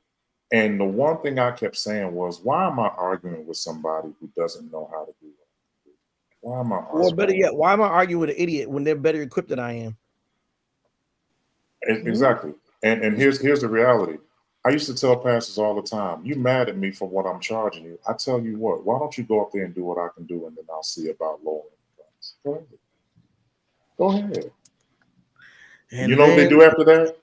Shut up. You get up mad, and now you want to say, you know what, we can do what I listen. No. Let your pride be your guide. That's fine. Mm-hmm. I don't have a problem with that. But the one thing you will not do is get me to come over here and do what you want me to do and lower my standards so that you can feel like you're above me. I can probably preach better than you with a cold and a headache than you can at your best. I just want you to understand. And just because I don't speak Bible all the time don't mean I don't know it. Maybe I don't find enough in you to even discuss it. Right. That's that. I want people to understand. Just because you don't hear me always talking Bible doesn't mean I don't know it. Right. It just means that I'm talking to somebody that is not worth talking to. It's above your pay grade. I'm sorry. That's all I'm saying. It's not that there's something wrong with me. There may be something wrong with you. I think the Bible is too much for you right now. Reclaiming my time. Absolutely. My peace is out of your presence. That's where my peace is. And I'm just going to go ahead. All right. Well, we have hit some serious points tonight. I think this other stuff was really cool. Let's laugh a little bit. Let's have a Where's little Brent? Oh, he just came back on. A little bit of laughter. I see him. He's right there. Let's have a little bit of laughter. Let's have a little bit of laughter. First of all, you all were in that other situation, and some of y'all put a name up there, and I want you to understand that we'll talk about that later. I did not know that was where it was. Oh, it's out. But I that's bad. That's bad. That's bad. That's really bad. When you put yourself out there. And Kevin, for what it's worth, to what we were saying in the other room, if I know, because I know nothing about anybody. It's out exactly. there. It's out there. That's bad. That's bad. That's real. It's so bad that now I feel sorry for them because I feel like they're living in a fantasy world and they don't have a perception of reality at all. I feel uptown girl living in her uptown world. That though. It's gonna hit him real quick. Say again, Tracy. That though. The fantasy world. Yeah. Well, a lot of people in gospel music in that genre, they're all living in that because again, there are a lot of people that think that because you sing that you are above everybody. You're not. And I'm here to let everybody know I learned a very valuable lesson that, you know, I said it earlier. If you're not a part of that sorority or that fraternity, 9 out of 10 times, it's not even about anointing. It's who we like and who we don't. It's not That's about anointing. It's never about that. right. Back in the days when Walter, Andre, and James Moore, James Cleveland, when all of them people was out, I understand there was all kind of stuff being said about them. That's cool. But there were two things about them you could not deny: their music and more of their music. You could not deny these people. And they knew God, whether you want to believe it or not, they did. They Right. really did. I didn't say they were perfect. They just knew who they were working under. They weren't perfect. They did some crap, but they knew who they were working under. These people rely more on a man's word than God's these days. And that's really where I listen. At this point in the matter, all I can tell you is that's why the Bible says, choose ye this day whom you, not who you think Kevin should serve. Not that, who you gonna serve. And what I know about gospel music right now is if it's past 2002, I don't even listen to it no more. I listen to the now gospel because that's what these kids want to do on Sunday. But other than that, so I can tell you, I'll be right in that car. I'm playing Thomas Whitfield, Walter. I'm playing Andre. I'm playing Milton Blunt. I'm playing all that stuff because it's not just timeless, but it had a meaning to it. Like you knew That's who so true. everybody was talking about. You I'm knew. selective of what I listen to. That's right. He be taking me back. I'll be like, oh yeah. No, for real, because I will put on Gabriel Hardiman in a minute. Oh God, yeah. I promise you I will. Shut up. I promise you I will. I'll put on Thomas Whitfield's and they sang a hymn. Let me tell you, that doggone thing still means something to me, Yes, brother. That album still tears me up. It His best one still to me tears me up. was that live Christmas cantata though. My God, when they did Hallelujah, That was beautiful. You know what other one was crazy to me was the type of album that they did as a tribute after Thomas died. But can I say something? Brent, you probably know this. Do y'all know that Thomas wasn't even 40 before he died? Yeah. What? That's crazy. he was not 40.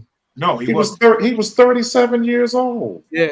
Dang. And had a heart attack after coming out of the studio and going to eat a though. steak dinner. 1994, if I remember the year correctly. I said, wait, I said, wait a minute. Wait. That guy Crazy. looked old. He was I was like, that's all that He flu. looked grown. he looked grown. He was 37. Yep. So here's my point. When he first came out, he was a freaking kid. He was a kid, yeah. With all of that just grown. Yeah, he just, but I think that was what real wisdom looked like at the time. Because here's my thing. You cannot write songs like that and be immature. I'm sorry. Something was going Vanessa on. Armstrong, him on that piano alone. Woo. It was so.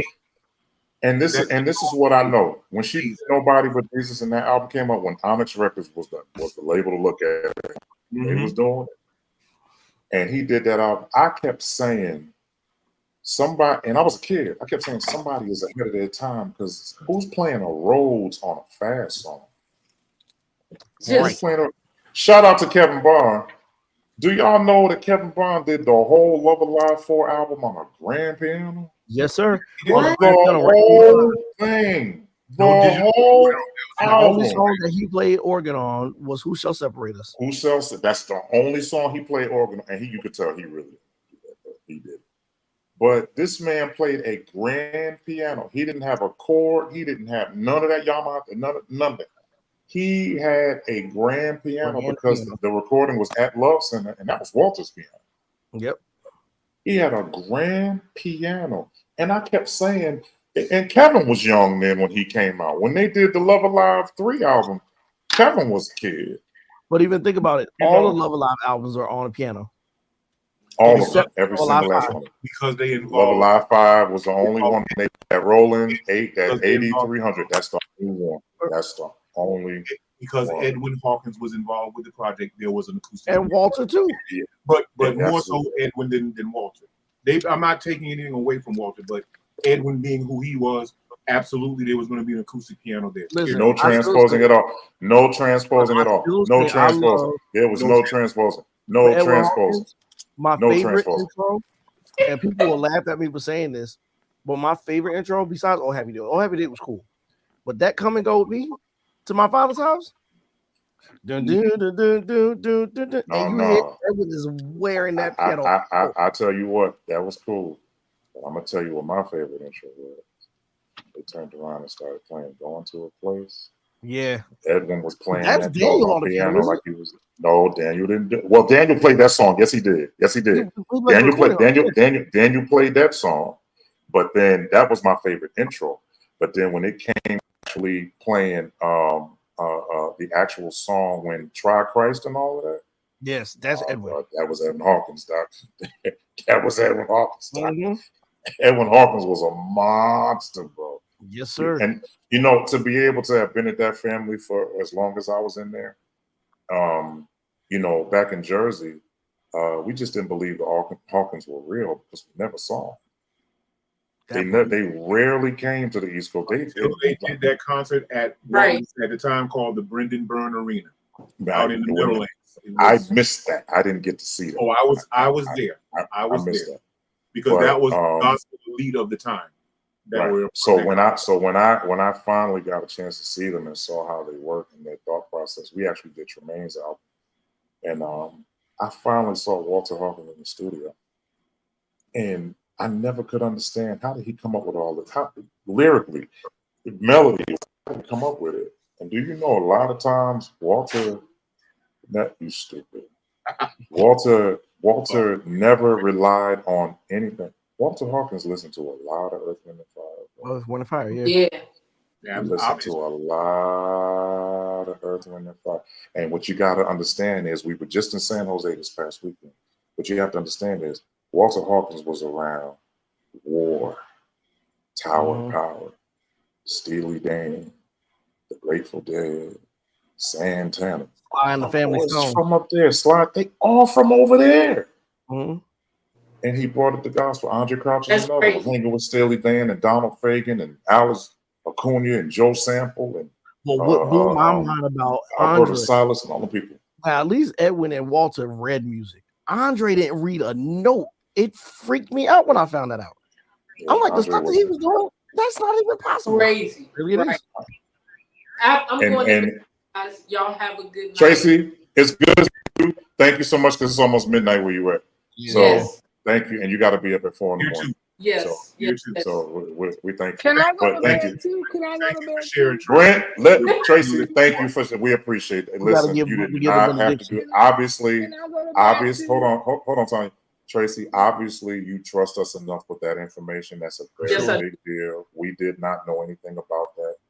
And our prayer is that the process of healing continues. And I don't know how I would feel. I would be bitter as heck. So I understand. You even smiling lets me know that it is possible.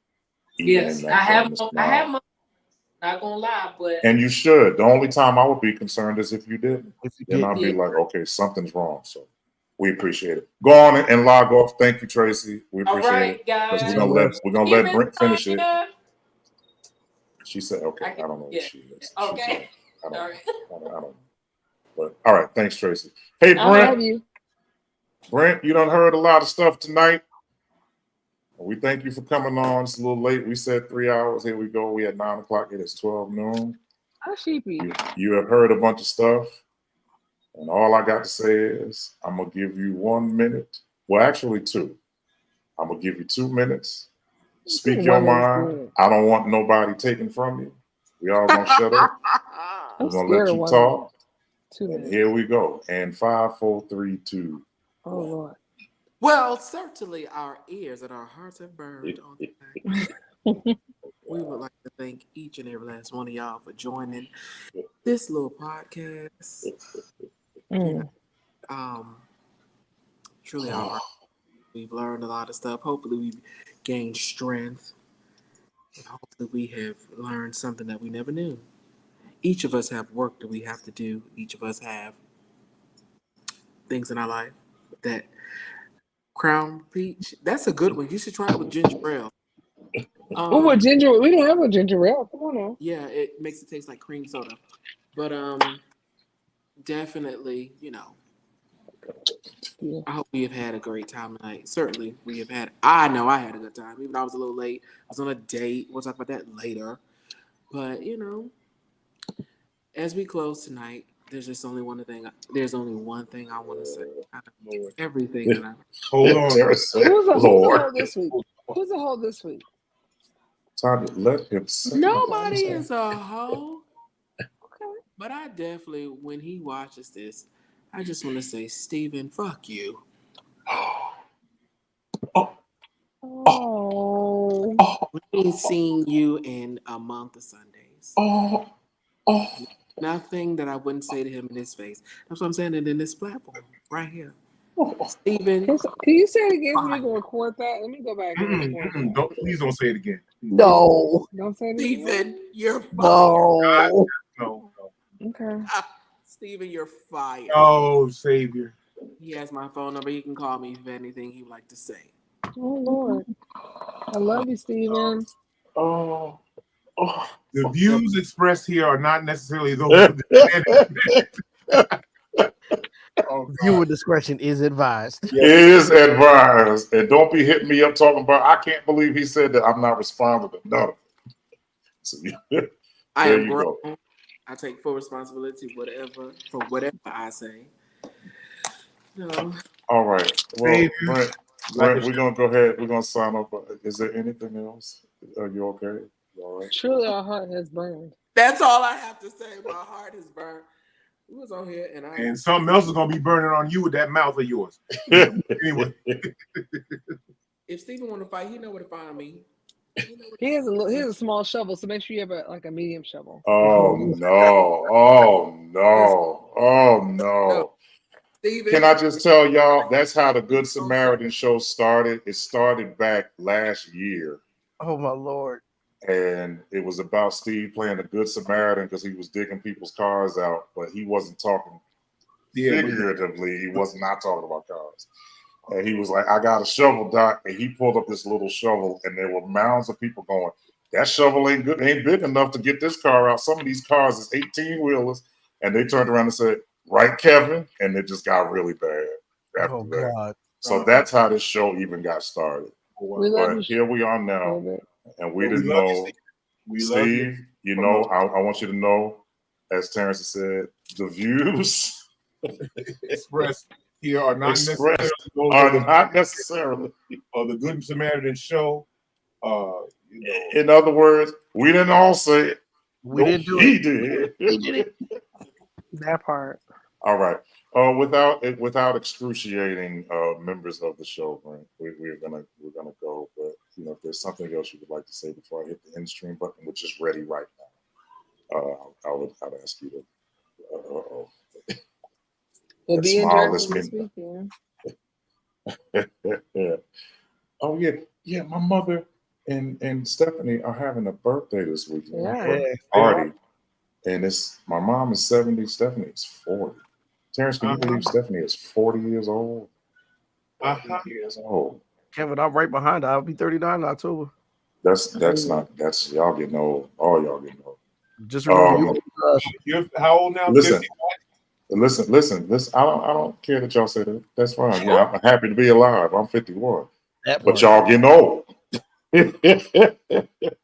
So listen, I'm thankful for these 61 he's blessed me with. I'm trying to tell you, it's people dying that I know if it was up to me, they should still be here. If it was up to me. And then there are some. Andrew Boucher's wife. Again, there are some that I could line up that you could take. Oh Lord. Listen. Everyone is dying. We are missing.